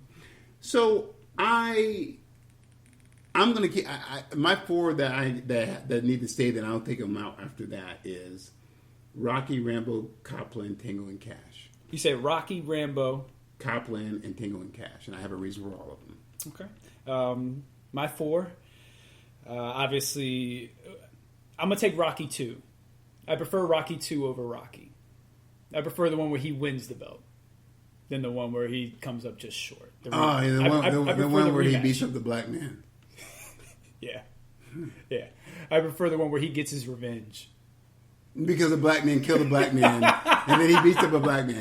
Dude, Hey, look. The worst part is... were crazy. The 80s were crazy. The worst part is, if Rocky IV would have been on here, I would have picked Rocky IV. No, let me tell you something. I would have picked Rocky IV. The 80s were crazy because this dude... You need a white dude to beat up a black dude who killed another black dude, and your name is Clobber Lane. So, Clever. I also Clobber. It was Clever Lane. Actually, that's not bad. That's a good story as far as him getting his head real big. Oh, I picked the fool. That's a good story. But I'll take Rocky II, Demolition Man. I think that's way ahead of its time. Dude, are you... I just watched the first 45 minutes of Demolition Man 3 days ago, by the way. It was on. And it stands the test of time of me going, that was some racist shit that we It still holds up. You know, you want some movies to hold up to hold up to the criticism and just to hold up to the light of day. I'm like, man, Demolition Man still holds up to all the racist craziness, dude. Oh, man. Man, dude, Wesley Snipes... Blonde hair Wesley Snipes at his absolute buffoonery craziness. He's fantastic. As a buffoon, this dude is doing Wing Chun, Taekwondo. Oh man, is this before? This has got to be before Blade, right? Oh, dude. Or is it after Blade? I feel like it's after Blade because they were like, "Hey, Wesley Snipes is like, it's like, hey, Mo Better Blues." Or is this after like New Jack City? And all that? Hey. You're not asking the right questions. Is this after or before Pastor 57? You need to ask the right questions. You need to ask yourself the right questions here, sir. Is this before or after The Art of War? After. Let me know. All right. So Rocky II, Demolition Man, Guardians of the Galaxy Volume 2. Why that, dude? I think the story... Kurt Russell? I love the dad story. So, ironically enough, Kurt Russell and Sylvester Stallone... Tango and Cash. They're in another one. I really like the dad story, so that's why that's on there. Do you see... Because of Snake Plissken and everything else, do you see the Expendables number 4 or 5? Kurt Russell's in this one. I haven't seen Expendables 4. No, when they make it, they have to have him in there. They have to have him in there, don't you think? They don't have... Unless they end up falling out, they gotta do it. They gotta put Kirk in that one, dude. Well, I think there's people they need to put in there before. They got Bruce in there. Who else could they put in there? There's no other iconic dudes. Has Wesley been in there? Wesley's an iconic action guy. Wesley's been in there. Wesley had a big part in it, dude. Mel Gibson. Remember Mel Gibson is the bad guy in it. They gotta put Kirk in it, dude. They have no choice. Kelsey Graham, Arnold Schwarzenegger, everyone's been in it. They gotta put Kirk before Kirk's gone. I got who? Mr. T. No, dude, they'll put Kirk in before Mr. T. Because Kirk was Snake Plissken, and Kirk was in Tango, and it was in 2 movies, because we just said it. They gotta put Kirk in there, dude. Maybe. My 4th one is, man, I got 3 movies I'm stuck between: Expendables, Rambo, and Creed. Oh man, a lot of people don't like the Expendables. I like the Expendables. We just talked about Expendables. It's great. Yeah, I like that. Rambo, obviously, I think Rambo: First Blood is a classic. It's a super classic. You know, so Creed is a classic. Well, I don't know about that, but I think Rambo speaks to. It speaks directly to our state of affairs and where we are, and it's like how we treat our vets and everything. That's a I think I'll take Rambo. Yeah. So one's got to go from your 4. Well, real quick, the reason I picked Rocky was because he directed that one. Absolutely. The screenplay for that one. That was very iconic. The whole won an award too. Making my march. Rambo, for what I just said. Copland, because Copland was one of the... that's not true. Copland was the first dramatic role that he did, where he gained weight for it, and he wasn't the Sylvester Stallone that's all sexy and everything, showing some range. I can definitely, you can take away Tango and Cash. The only reason I love Tango and Cash is because both those dudes say FUBAR. And but if that's your movie, that's your movie. Leave it in there. No, but you said one's got to go. I'm leaving that because like. Oh, that's the one that's got to go. Yeah, Because because I just love that. I just love when they both. I as a naive person learned what FUBAR meant. So. My one's got to go. Go ahead. And it was very important for me to understand what FUBAR meant. My one's got to go as Demolition Man. Please let that not, dude. Seriously, you got Sandra Bullock in that craziness, and you got your dude who doesn't. She was in that too, dude, and your boy who doesn't believe in vaccinations. I thought in that too. She's in that and Rob Judge Dredd. Snyder's in it too. She's in that and Judge Dredd. Dude, she's the weirdo, nice, sweet cop in Demolition Man. Everyone is in, and the reason why I remember Demolition Man so well is because for the Lord of Jesus Christ, they advertised that movie on every fast food market. It was supposed to be the end all, the end all. Get your taco or it was either Wendy's or something. It was a fiasco, dude. It was crazy. So she was in that and Judge. Rob Snyder, anti-vaccination. Rob Snyder's in it. Sandra Bullock's in it, and I'm just going. I'm tripping over all this, and Wesley Snipes is so diabolical that he tricked this world famous cop into blowing up this thing because there were dead bodies. But that movie is dumb. I cannot believe Sandra Bullock said that. Dude, look up Sandra that. and Rob and I forgot about her. And do you remember that? How for all like a lot of my friends are graffiti taggers, man, and when you say graffiti taggers, it's like saying, oh, they just put. No, they're artists. They really. I remember that so vividly, where they had this thing where people were tagging walls, but they had this nozzle that came up that automatically sprayed it white again. You know, it's horrible, dude. And she had a terrible haircut in that too. Well, there you go. So that solidified. That made me go. America loves Sandra Bullock. You think Rob Snyder's funny? You think Wesley Snipes is a crazy black man? Yeah. All right. Yeah, dude. Demolition Man should never have been made, personally. No, I think everybody fit their role perfectly. Wesley Snipes is this crazy. And as I take a quote from the old Cardinals coach, Danny Green, they are who we thought they were. Oh, Each dude. and every one of them. No. They are who we thought they were. Wesley Snipes is not this crazy killing machine. He's just a person that just doesn't want to pay his taxes. That's all he is. No, he's crazy. I mean, he's crazy. Dude, look, man. People started tripping because they were like, this is why people trip on Wesley Snipes. People trip because they're like, yeah, this guy's he's very self-confident, whatever, is weird, until they found out, oh, he's a killing machine. Like, he can literally kill you if he wanted to. But you heard about his nonsense on Blade 3. Like, he's crazy. Oh, because oh my God. Hey, spoiler alert. Go ahead.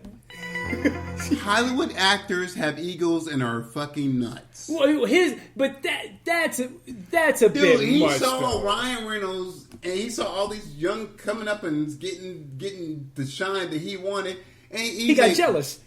That dude ain't get jealous. That dude got what's a good word for what's one step above jealousy? Envious, pissed, watching my paycheck. He saw what Ryan Reynolds, his replacement. Ryan Reynolds is the same character in every movie, right? What he saw with Ryan Reynolds was like, oh, this is my future going down the toilet. But Ryan Reynolds was up and coming. Jessica Biel was up and coming at the time. He saw both these two getting because he thought it was supposed to be, hey, Blade 3's about me. It's like, no, dude. How can it be about you anymore? Because there's no other story to tell except for going, hey, yo, this cat, hey, he's gonna be on. Watch him. He'll be on The Walking Dead on all the seasons in about 5 years from now. Who? Norman Reedus? He wasn't in number 3 though, was he? Was he? I think he was just in I think he was just in number 2. Was he in 2? Was he in 2? Yeah, he was in 2 for sure. Wasn't that a shocker to see that guy and to see what he does from there? Well, I'm gonna be real with you. Like that's the type of character I completely forgot about until I go back and watch. Yeah, and you're like, oh, wow. What the hell? Well, yeah, it's just like what's the old guy's name? Oh, hey, you be good with Christopher Christopher.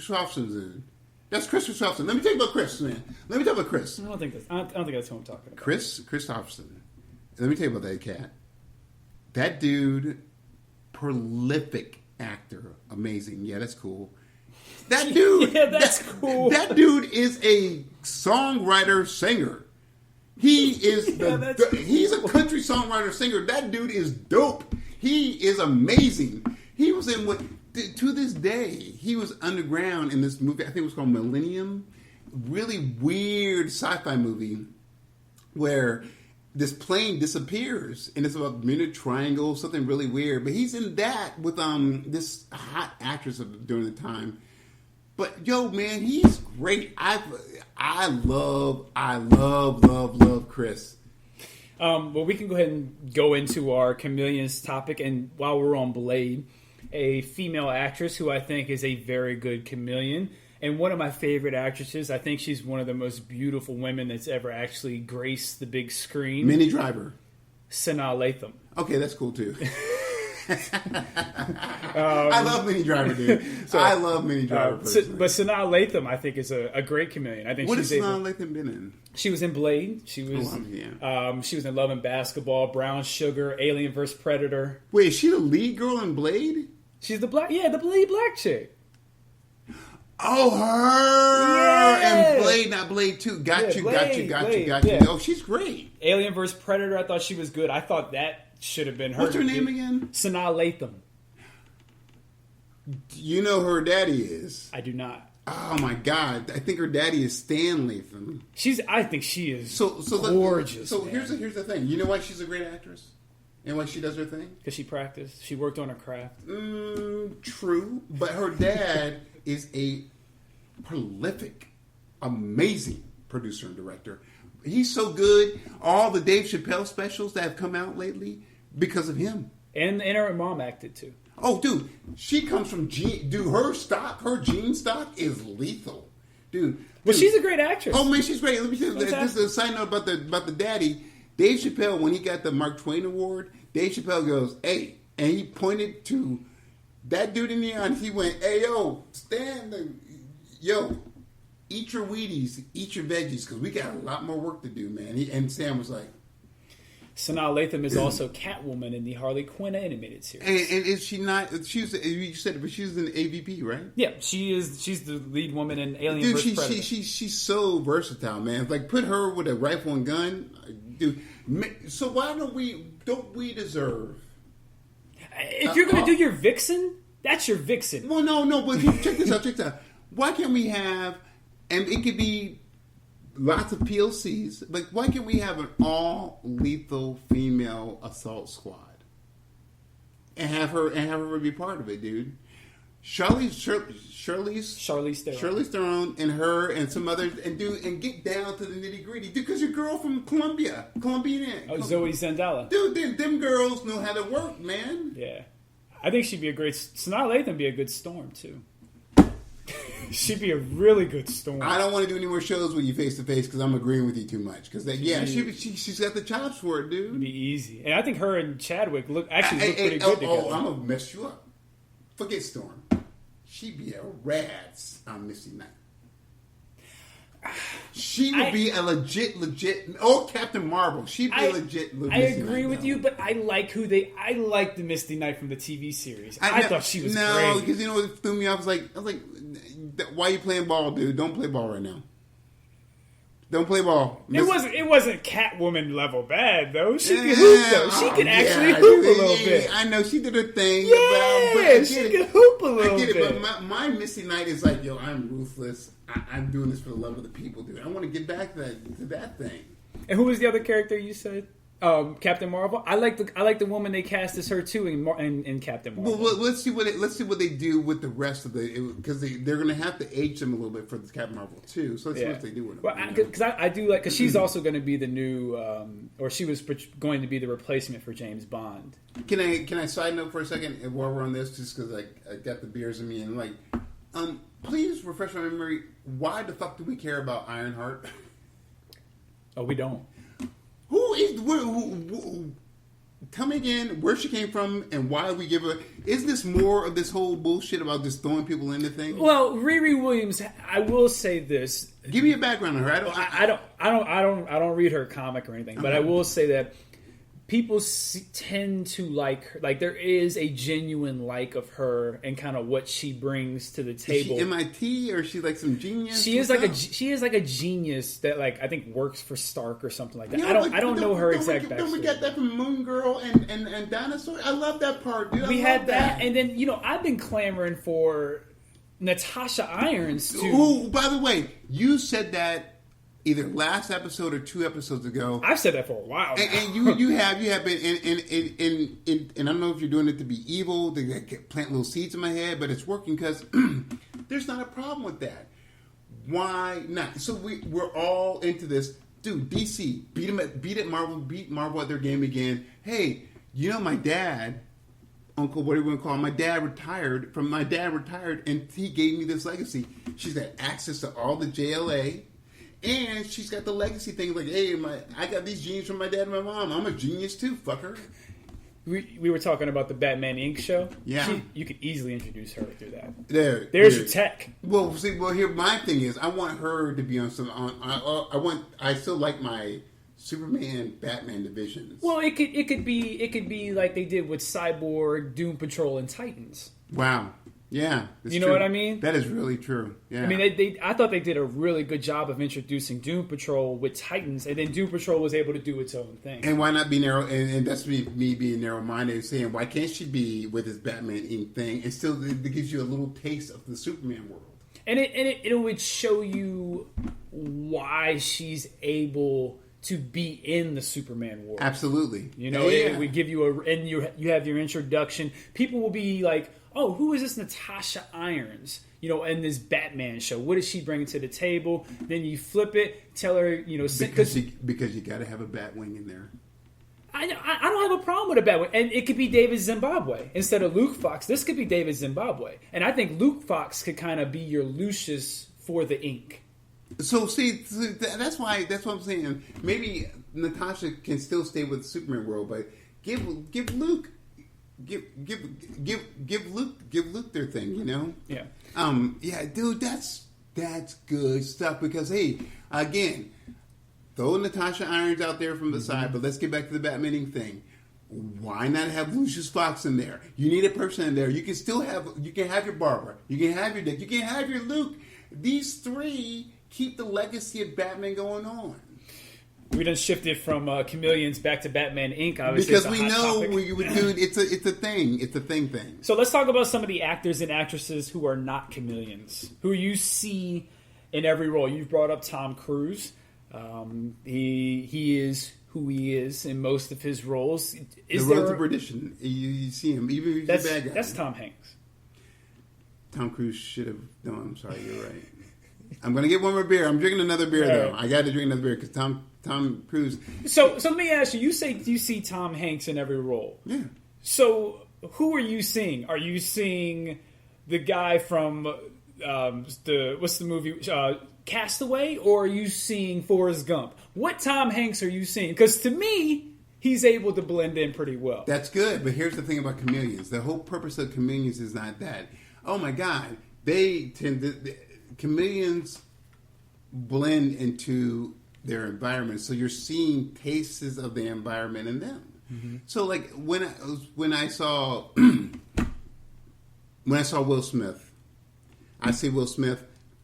Depending on the film, I'll see a flavor of him in Independence Hancock, Day. Independence Day, whatever. And I tell you, a really good one. We'll go back to Tom Hanks, true, but a really good one is Denzel Washington. So Denzel Washington's movie, the one where he did with Ryan Reynolds. Safe House. Two chameleons in a house. Safe House. It's called Two Chameleons in a House. Right. People otherwise known as Safe House, whatever. Denzel was straight up Training Day and Equalizer in that to me. Well, he wasn't Equalizer yet. So you're saying Equalizer is Training Day because Equalizer came after Safe House. Okay, great. So I'll tell you this. Denzel he was semi-bad on the cusp. He was Training Day in that too. So really what you're saying is Equalizer is what would have happened if Lonzo would have grew old and grew up and got on the right side of the law. Equalizer is that dude doing that. Okay, so... And Tom Hanks too? You could take Greyhound from the trailer of Greyhound the movie to throw this in there. And it's sad, too. Trailer of Greyhound the movie, he's the captain from freaking that movie. Oh, from Captain Tom Phillips? Literally that, dude. He's literally that guy. The Road to Perdition, where he's the bad guy in it, he's not really a really bad guy, but like he's done a bunch of weird stuff like he does that, dude. See, I think Denzel, I think he's got like... I think instead of it just being one role, I think he's got 3 modes he goes into. He does he's straight up 3 modes. He's got the Remember the Titans role where that's him, that's John Q, motivational speaker, that's Flight, that's all that, and then you got your Equalizer. That's Equalizer, Book of Eli, Man on Fire. Then you got your Hurricane, your Glory, he's got 3 different modes where it's like, what Denzel are we getting? Or your Denzel boy from the Great Debaters. He's your 3rd dude. Yeah. So there is great acting, but I think they get into their modes. I do have what mode does Denzel fit in the what's the Christmas movie where he's the ghost? Oh yeah. I'm not going to say Devil with the Blue Dress, but I know what you're saying. Yeah. What mold is Denzel in that one? Well, he goes into he's a 4th mode because he's that dude when he's like Devil with a Blue Dress, and when he's Mo Better Blues. You know where he. Yeah. Or Fences, when he's Fences too. See, I put Fences in that John Q category. Well, the John Q category is him in those other things where he's like the everyday dude. Literally, John Q is him being everyday dude. Yeah. John Q is 100% that. But then I don't know if I can put that in the same category as like the Hurricane and He Got Game, because he's not just a dude and He Got Game. Like, he's a pretty big deal. Hurricane, he's a pretty big deal. But that's I don't want to get into these subcategories, but I think you're on a good track on that. What do you think about the premise that those movies, Hurricane, what's the other one you said? Hurricane, John Q, and then there's another one too. He Got Game, Though, hey, that's Will Smith. But so, what were you about to say? I was like Pursuit of Happiness, but it's kind of similar. So, but those are him redemption. That's everyday. That's every guy redemption stuff. So what about like Malcolm X? I mean, we're really diving into Denzel's catalog here, but that's because he's got such a diverse catalog. Well, then let's go to Malcolm X. Malcolm X to. Well, so we got Malcolm X and Hurricane, or him doing biofilms. Okay, so let's go. Glory. Well, let's go in between that. What about Philadelphia? It is a little bit of, like where would you put that then? Where does his performance in that rank? Like John Q and Philadelphia are kind of in the same vein. I guess John so. Q, Philadelphia, The Great Debaters. He is a person. He's literally lecturing to the audience, to the filmmaker audience, to be a better person. Shoot, and then that's. I mean, I guess you could put Remember the Titans in that because he's showing the audience. It's true. And all that. It's very true. Remember. So, can we say that there's a category of Denzel where he's a teachable moment? The movie I was thinking of was The Preacher's Wife. Yeah, that's right. I kept saying the Devil in the Blue Dress, but it's The Preacher's Wife. You're right. That's the movie I was thinking of. No. So there's a thin line about Denzel also being black people's Tyler dude. They're like, it's Denzel. I'm going to see that movie. Well, I think that is. What about what's his face? The Heart, where he was like, where he played a heart. He played a heart. Yeah, he played a dude who got a transplant. This is one of his early movies, dude. I don't. Oh, it's crazy. Oh, like, the heart condition. Yes. Yeah. I haven't seen that. That's you were like 45 when that movie came out, so this is right up your alley. I just turned 43, dude. So this is before my time. I was like 1 year old when that came. But I have received my first AARP check, so I'm really excited. What about a guy like so another chameleon that I can think of who I think does blend in is Michael Fassbender. Now that dude's awesome though. Magneto. He made 12 Years a Slave. Well, I was about to say he made you hate him in 12 Years a Slave. So 12 days. I was like, man, I wish slavery only lasted for 12 days. He made you hate him. But when he plays Magneto, he makes you hate him or makes you also feel for him too. I think that's the quality of an actor. 12 Years a Slave's got your boy in it as well. I know. While we're talking about it, Chewie. I know Chewie's great. That guy's phenomenal, dude. He's great. Actually, let me ask you this: LeVar and your other boy, Benedict Cumberbatch is in it too, and Brad Pitt.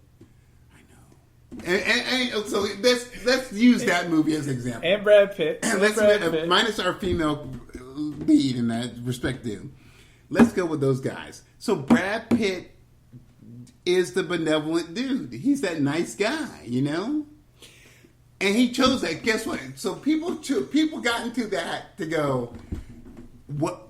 I'm down. Because they want to be known for that. Michael said, I'll be that jerk. But guess what? Even in the midst of him being an asshole, you're still going, I see you being a well-rounded human being. You don't want this slavery thing, but you're connected to it. That's why you're drunk all the time. That's why at nighttime you're like having sex with this black female. I hate saying the word slave, by the way. That's why you're having sex with this black female person who's enslaved by you.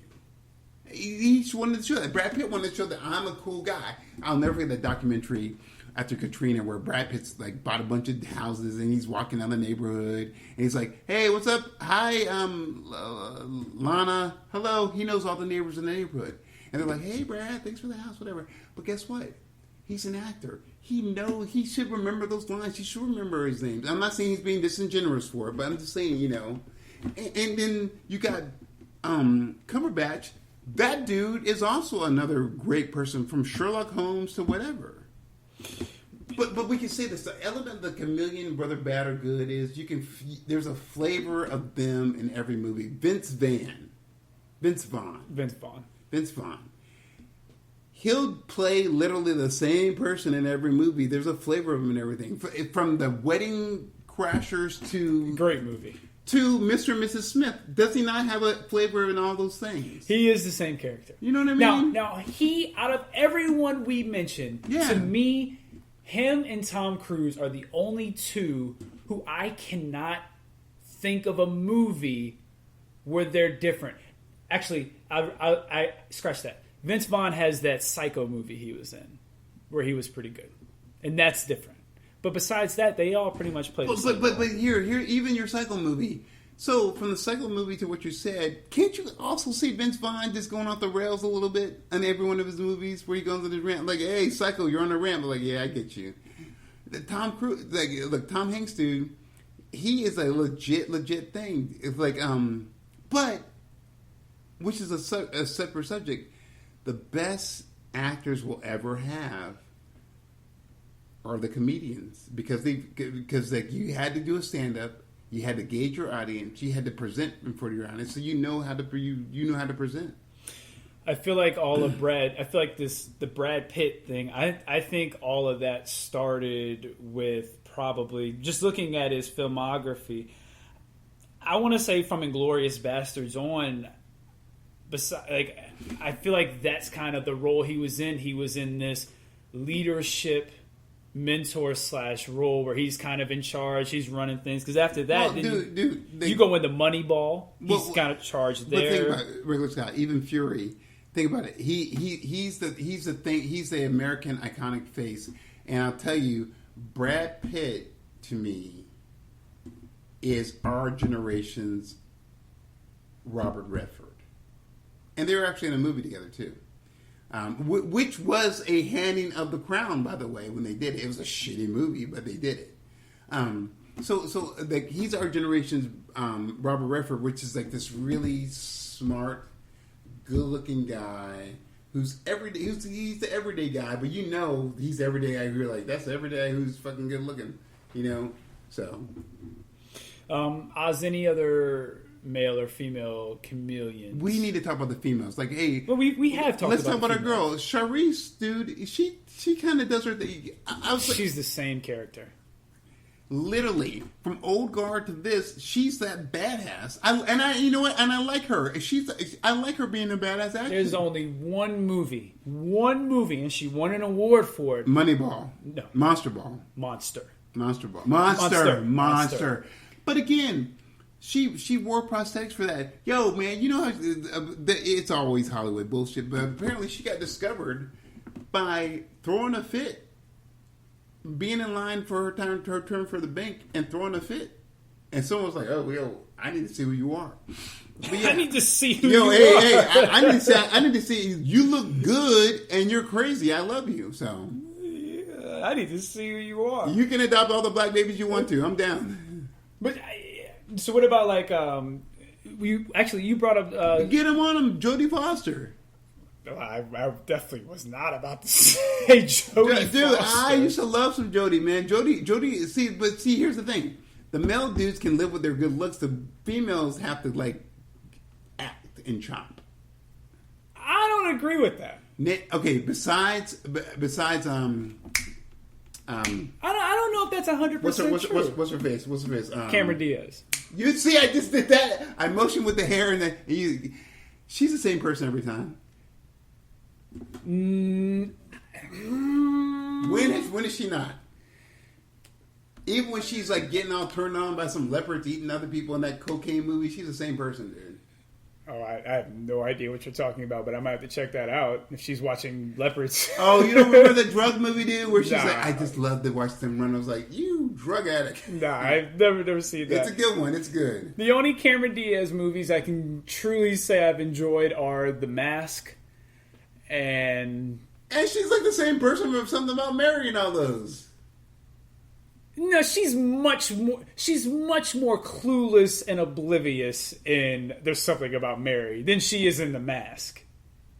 She's much more she's not a Does she not play the clueless person, the clueless blonde? She's not clueless though in The Mask.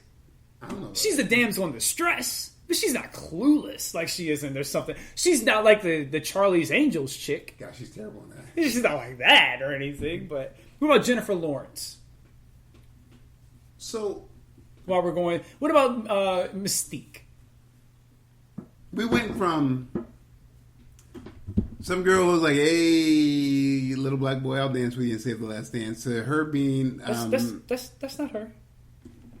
Jennifer Lawrence is in Save the Last Dance, but that's not what?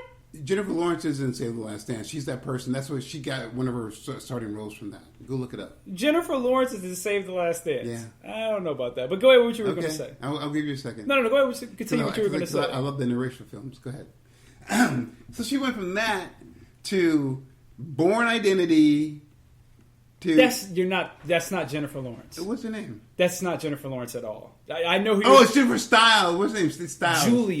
Julia Stiles. It's not Jennifer Lawrence. But isn't Julia Stiles in the Born Identity things? Yes, and she is the main character. So in which Save the one's Last Jennifer Dance. Lawrence? Jennifer Lawrence is Mystique.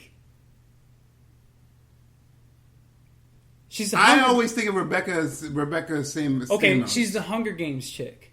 Yeah, see, now here's the thing. I always get Styles confused with her. They don't look anything alike. They don't act alike. No, they do. They don't do anything alike. They do. They don't do anything alike. Okay, now listen, that's just me. It's me. Uh-huh.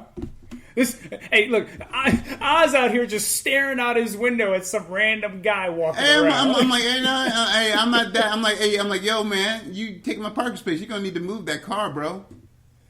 Like right now, bro. Oh, he did too. See, he didn't move. He's backed up closer to my space, and now he just gave me the finger too. And now he's asked me to come into my house. Hey, I'm talking about Jennifer Lawrence right now, buddy. I ain't got time for this. So look, man.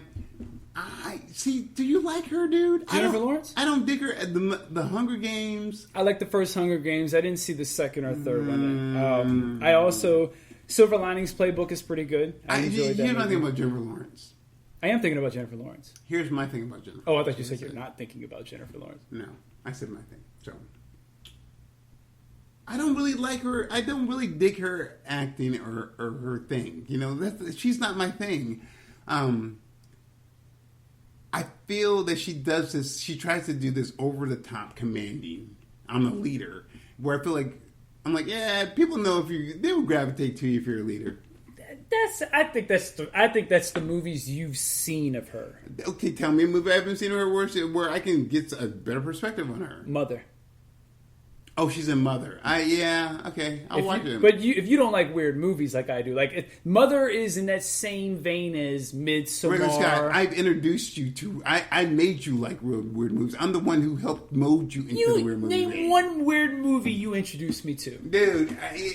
That's on the same level of a Midsommar or a Hereditary. Midsommar, but I'm just saying, it's moot to say if I like weird movies. I love weird movies. Yeah. Okay.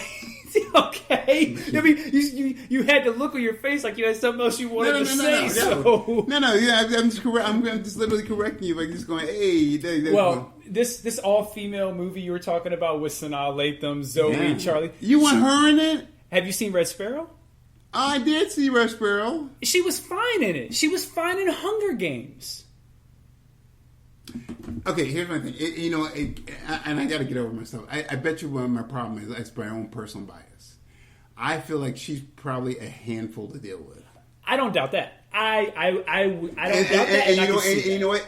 That doesn't mean crap, because if you get the chops to make that cash for them people, do it. But I feel like she's definitely too much of a handful. I don't doubt that, and I think that could very well be the truth. And I apologize for confusing her with Styles. What has Styles done lately?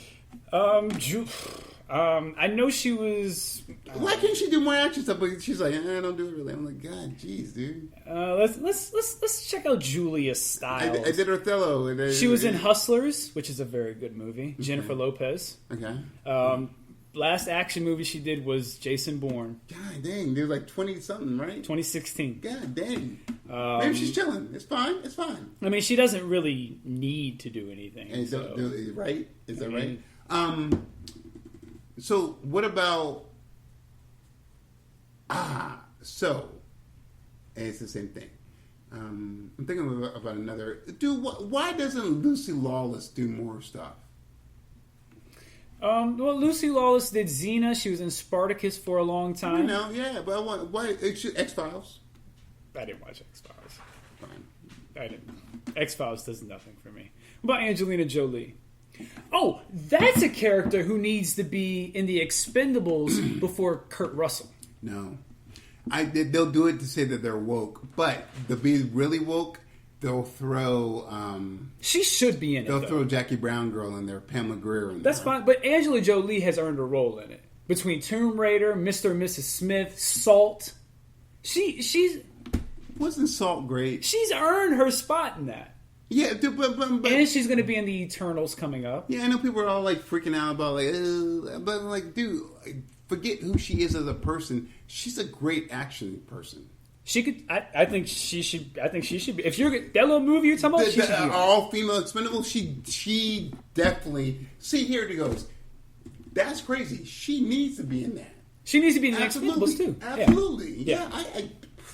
I'm done. Yeah. She's another one. Actually, here's one that I think should be in it, and this is just based off the last movie I saw her in. Halle Berry. She was great in John Wick. Man, I thought she was fantastic. I'm going to say this. When I saw her in John Wick, she literally erased all the shitty shit she's ever done. Catwoman. Extract or Extinct or whatever she did in that. Catwoman. She's done a ton of really bad things. He shot my dog, John. Dude.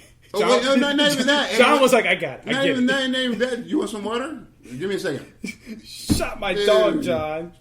Yeah, dude. Yeah, she was great. Yeah, and you know, John Wick was like, yeah, you know what? They joked on you from going from Morpheus to NCIS. They joked you for Catwoman. I'm about to redeem your ass right now. He did. Hey, you know what? He redeemed Long. I forgot that Lawrence Fishburne went to NCIS. Hey, why are you forgetting that? He redeemed Lawrence. He redeemed Halle. Yo, man, Keanu Reeves is a national treasure, bro. He redeemed the dude. He redeemed the dude that was in The Wire, the bald black guy, the dark skinned black dude. Man, the last time you saw that dark skinned black dude, he was on Eric Andre's show, that 15-minute cartoon show, where you didn't know if he was really being buffooned or if he was being so damn. He redeemed that. He gave that crazy cat a career again. Get it straight, dude. I'm not even kidding. Get it, yo. He made Common look cool. He got. What would you rather stop? What would you rather see? Common and Wanted, or Common and John Wick, the way he performed, dude. Common and Wanted was pretty dope. He was nothing compared to. He was nothing compared to. That's a bad comparison because I don't know. No, dude, I will take Common and that John Wick every time. I don't know. I enjoy a good bullet bend. Dude, so, man, I enjoy a good man. Come on, dude. I don't know about that one. Went full force. Major Boy from Deadwood have a career, and Hellboy. Kate Beckinsale, obviously she needs to be in it. Oh, but give it to her, dude. She deserves it. She's earned it. We've completely gone away from our chameleons, and now we're just casting women that need to be in the new Expendables. Hey, man, in this age of everybody being freaking woke, can we have an all-female Expendable one? I mean, we can. And Sylvester Stallone can still make his money, and people can still love his old ass, but going like, hey, this one's too much for us, and give it to all these girls. Well, the easiest thing to do is, Sylvester Stallone's like, hey, there's this like maybe sex trafficking scam going on, and we need to get some women on the inside. I need to put together a team of women who I know can go in there and just destroy this whole thing from the inside out. You go get your 8 women, you put them in there, bam. And that's a whole show, dude. And make it some dirty dog, dirty fighting, dude. And it's brilliant. It is done. You ain't got to have one sex scene. You ain't got to have no nudity. And you could just show them going in. We all know what's going to happen. We all know what the sex trafficking thing's going on. Your girl from Crouching Tiger and Star Trek Discovery, Asian girl, she's in it. I guess. Dude, make some money. Make your dude. God, come on, man. Get your girl Rebel in it too. To get a little chubby girl in it too. It's fine. What? Rebel Wilson? I like her. Really? You want her in the Expendables? Oh, it's just comic relief. She makes me laugh. She's terrible. You have a big girl in there. So name a big girl you're going to put in there. Why do you have to have a big girl? You got to be fair to everybody, dude. What? Rebel Wilson? Yeah. Wait, you get another person? Over Rebel Wilson? Take your pick. I'm kidding. Rebel is 55 years old, but she been lying. She been lying all the time, saying, she's not 55, dude. That girl, I love her because she used to tell me, she says, I'm 30. Turned out she was like 38 years old, which is fine, which is okay. You can do whatever you want to, but there's that whole little scandal that she did where she's like, her execs was like, she may not be this age, but I can never confirm or not. But she's funny. I'm like, all right, dude, who cares? She's 23. She ain't 23. She's got a t-shirt that's 23. Scarlett Johansson would need to be in it as well. I like Scarlett Johansson can do her thing. Here's the issue. She might fall into that category of every time you see her in an action flick, you think it was Black Widow. You're going to see Black Widow. You ain't, because she ain't done nothing else besides that. She knows where her money comes from. Well, I think. Well, here's the thing. I would have said the same thing about Hemsworth, but he killed that with his Extraction movie. I think we've covered a lot. We've kind of gone off topic. We've created an expendable female movie. We've given them just about every possible idea for Batman. Yeah, it's shocking Inc. that we went off topic, though. That's how unusual. Well, I think it's pretty expected since we're doing a show in person. That was the first mistake I made. I should have just stayed home. Then what was your second mistake? Probably drinking this beer. Yes, probably. Yes, thank you. See, what I checked on the beer, but I didn't check what was already in the cup. Yes, he didn't know that I put a little cocaine. Shout out to Achilles. Cocaine. Cocaine. All right, so I guess that's all we got for the chameleons. If you guys have any, or ladies, chameleons that we missed. Yeah, any chameleons that we miss, or if you disagree with who we think are chameleons, or if you think we just didn't cover enough chameleons, let us know. Tell us about some chameleons, male or female, that we may have missed that you think blend into any role, or some people who do not blend into roles. That's the nature of chameleons. We didn't even touch on Leonardo DiCaprio. Ah, that cat, dude, for real, that dude. So, I think, or Robert Pattinson. I haven't seen enough of it. I haven't seen any Twilight, so I haven't seen enough of his work. And what's Jason Bourne's name? Matt Damon, Ben Affleck. Damon. Oh, and Ben Affleck. Think about Ben Affleck. There's a lot of Robert Downey Jr. is now typecast. Like he's Tony Stark and everything.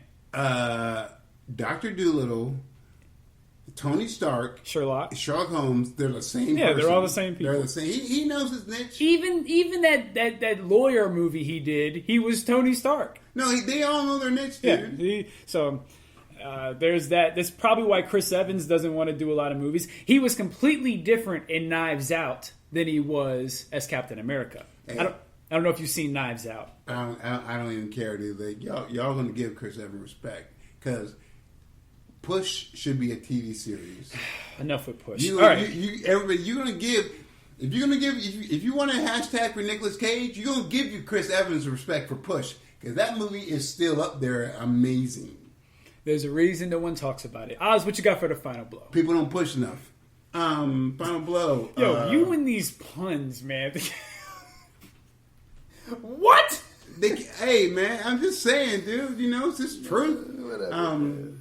Final blow. I watched Old Guard and I enjoyed it, and it got me literally excited for.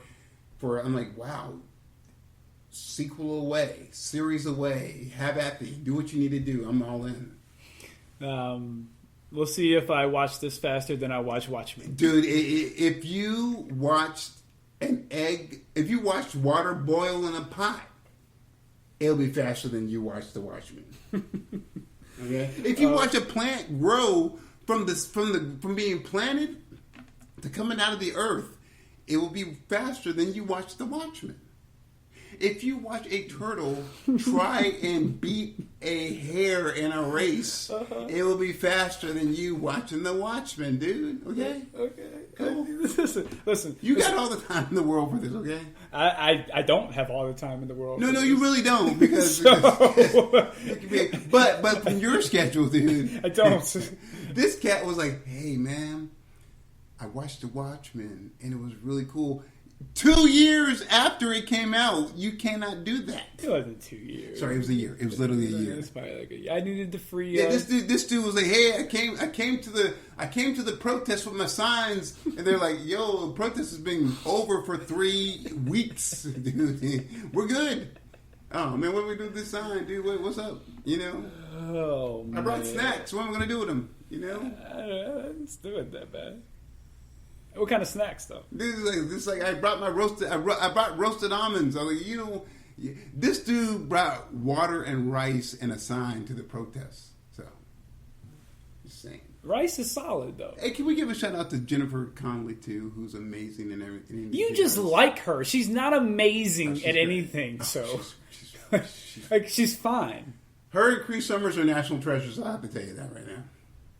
You know? Nah, I don't know. Name 5 Jennifer Connelly movies. Labyrinth. Labyrinth's a good movie. Rocket Man. Never seen it. Rocket Man's pretty good. She was in that new movie with your boy Falcon that just came out on Netflix. They both play homeless people. It's really good. It's scary. She does a really good role in that. Okay.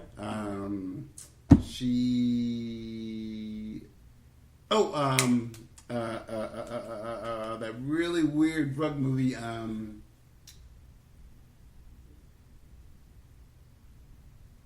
Abstract. Oh, it's something. But she's in. Oh no, Requiem for a Dream. Sorry, Requiem for a Dream. Heath Ledger's last movie.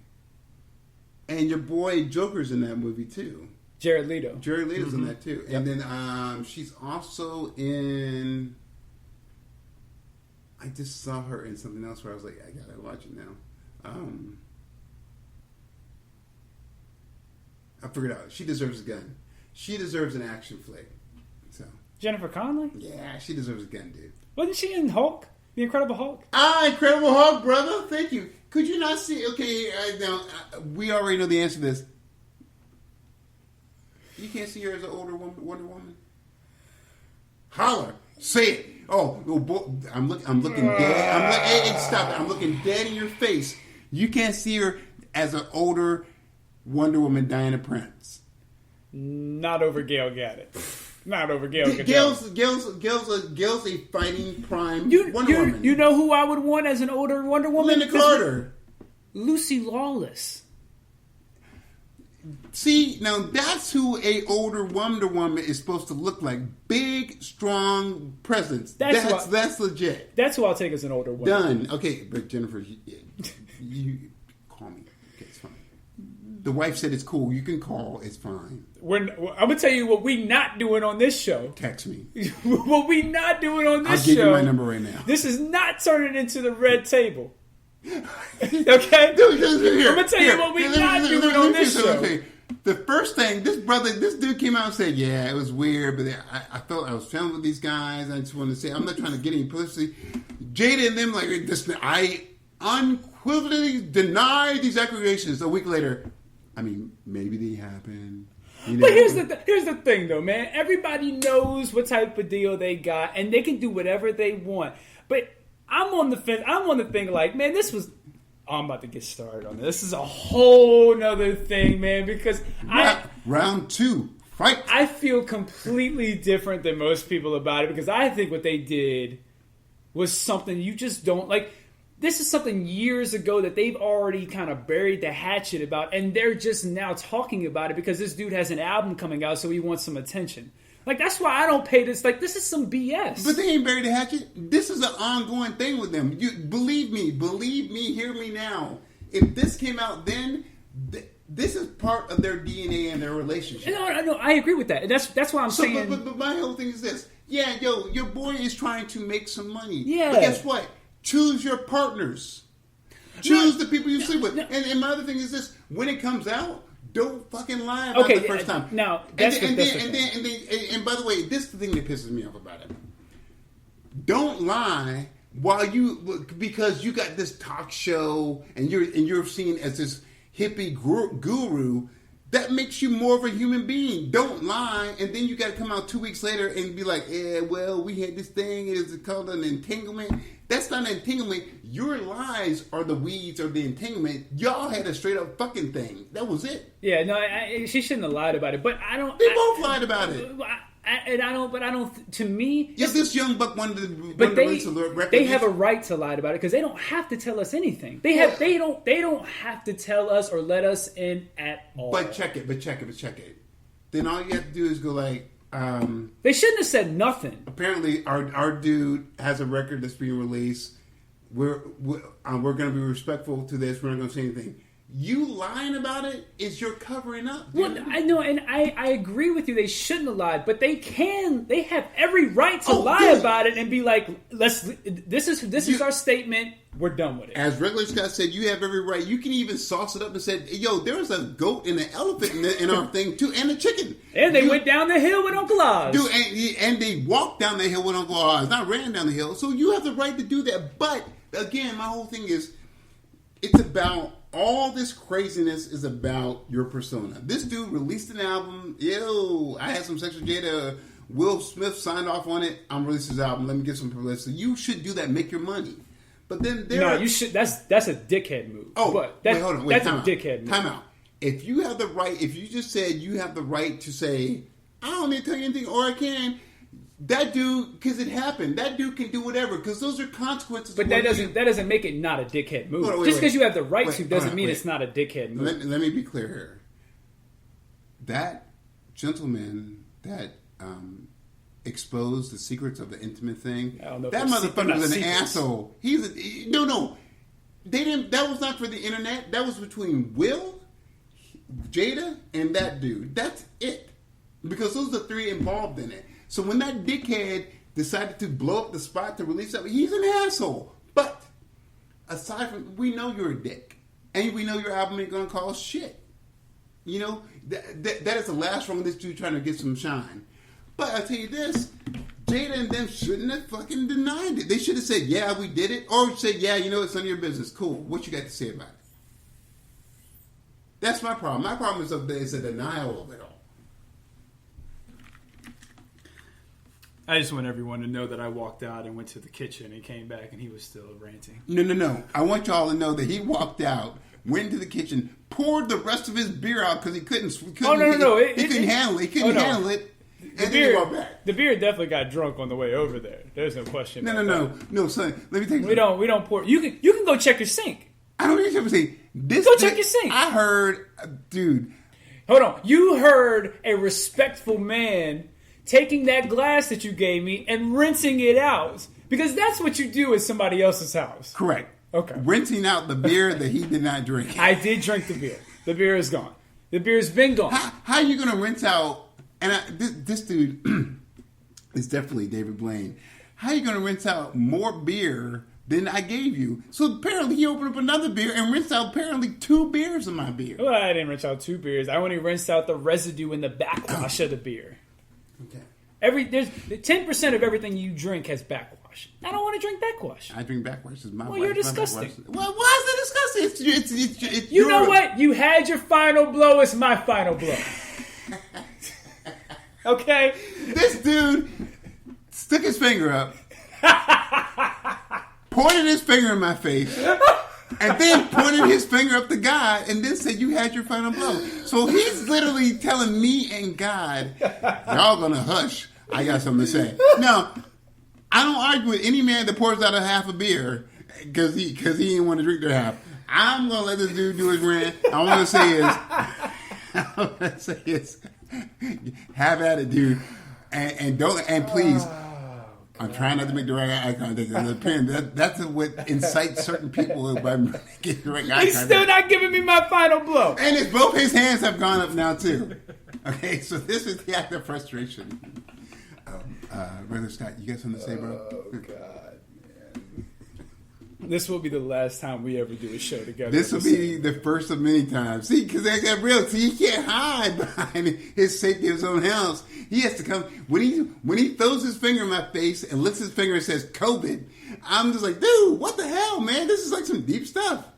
See, like I can't see. Normally, when Oz goes on his rants, when I'm at home, I can just put my mic on mute and mute it, or I'd be cursing him out. Shots fired. I'd be doing all kinds of stuff. He gonna go pee.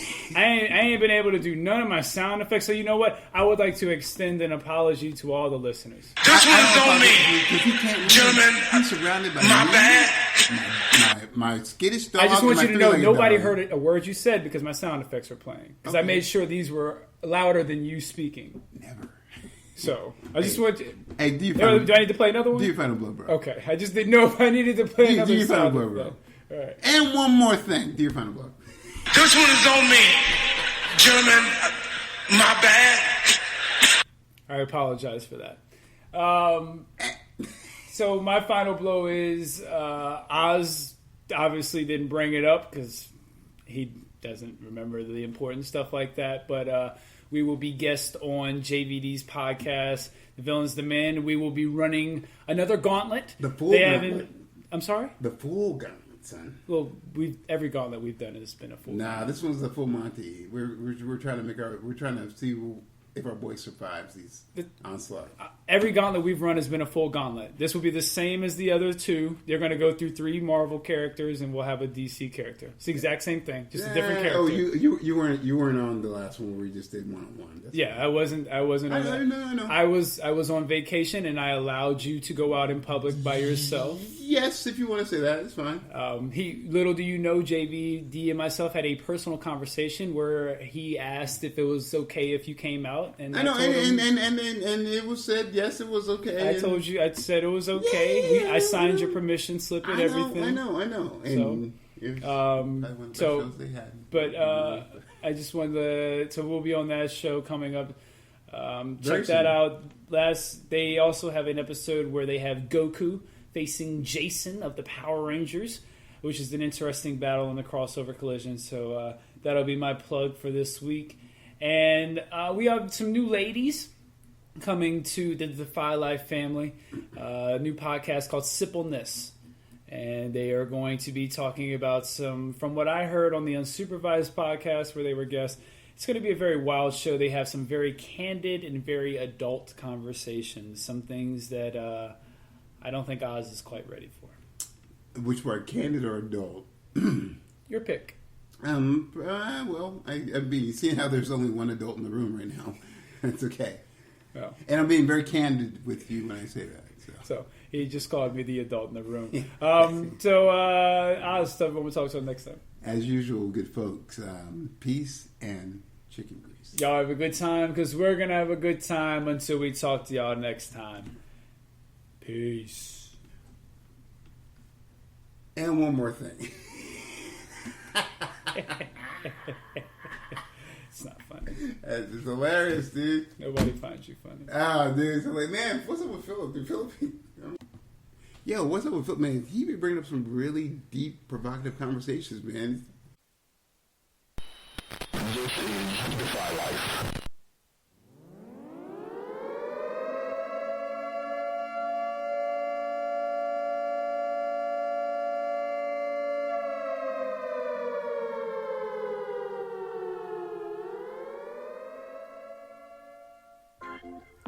Welcome to the Defy Life podcast. Join JR, Thomas, and Al as they take on topics in sports, politics, current events, family, and more. Insightful, hilarious, always unique. New episode every Wednesday. Powered by the Defy Life Podcast Network.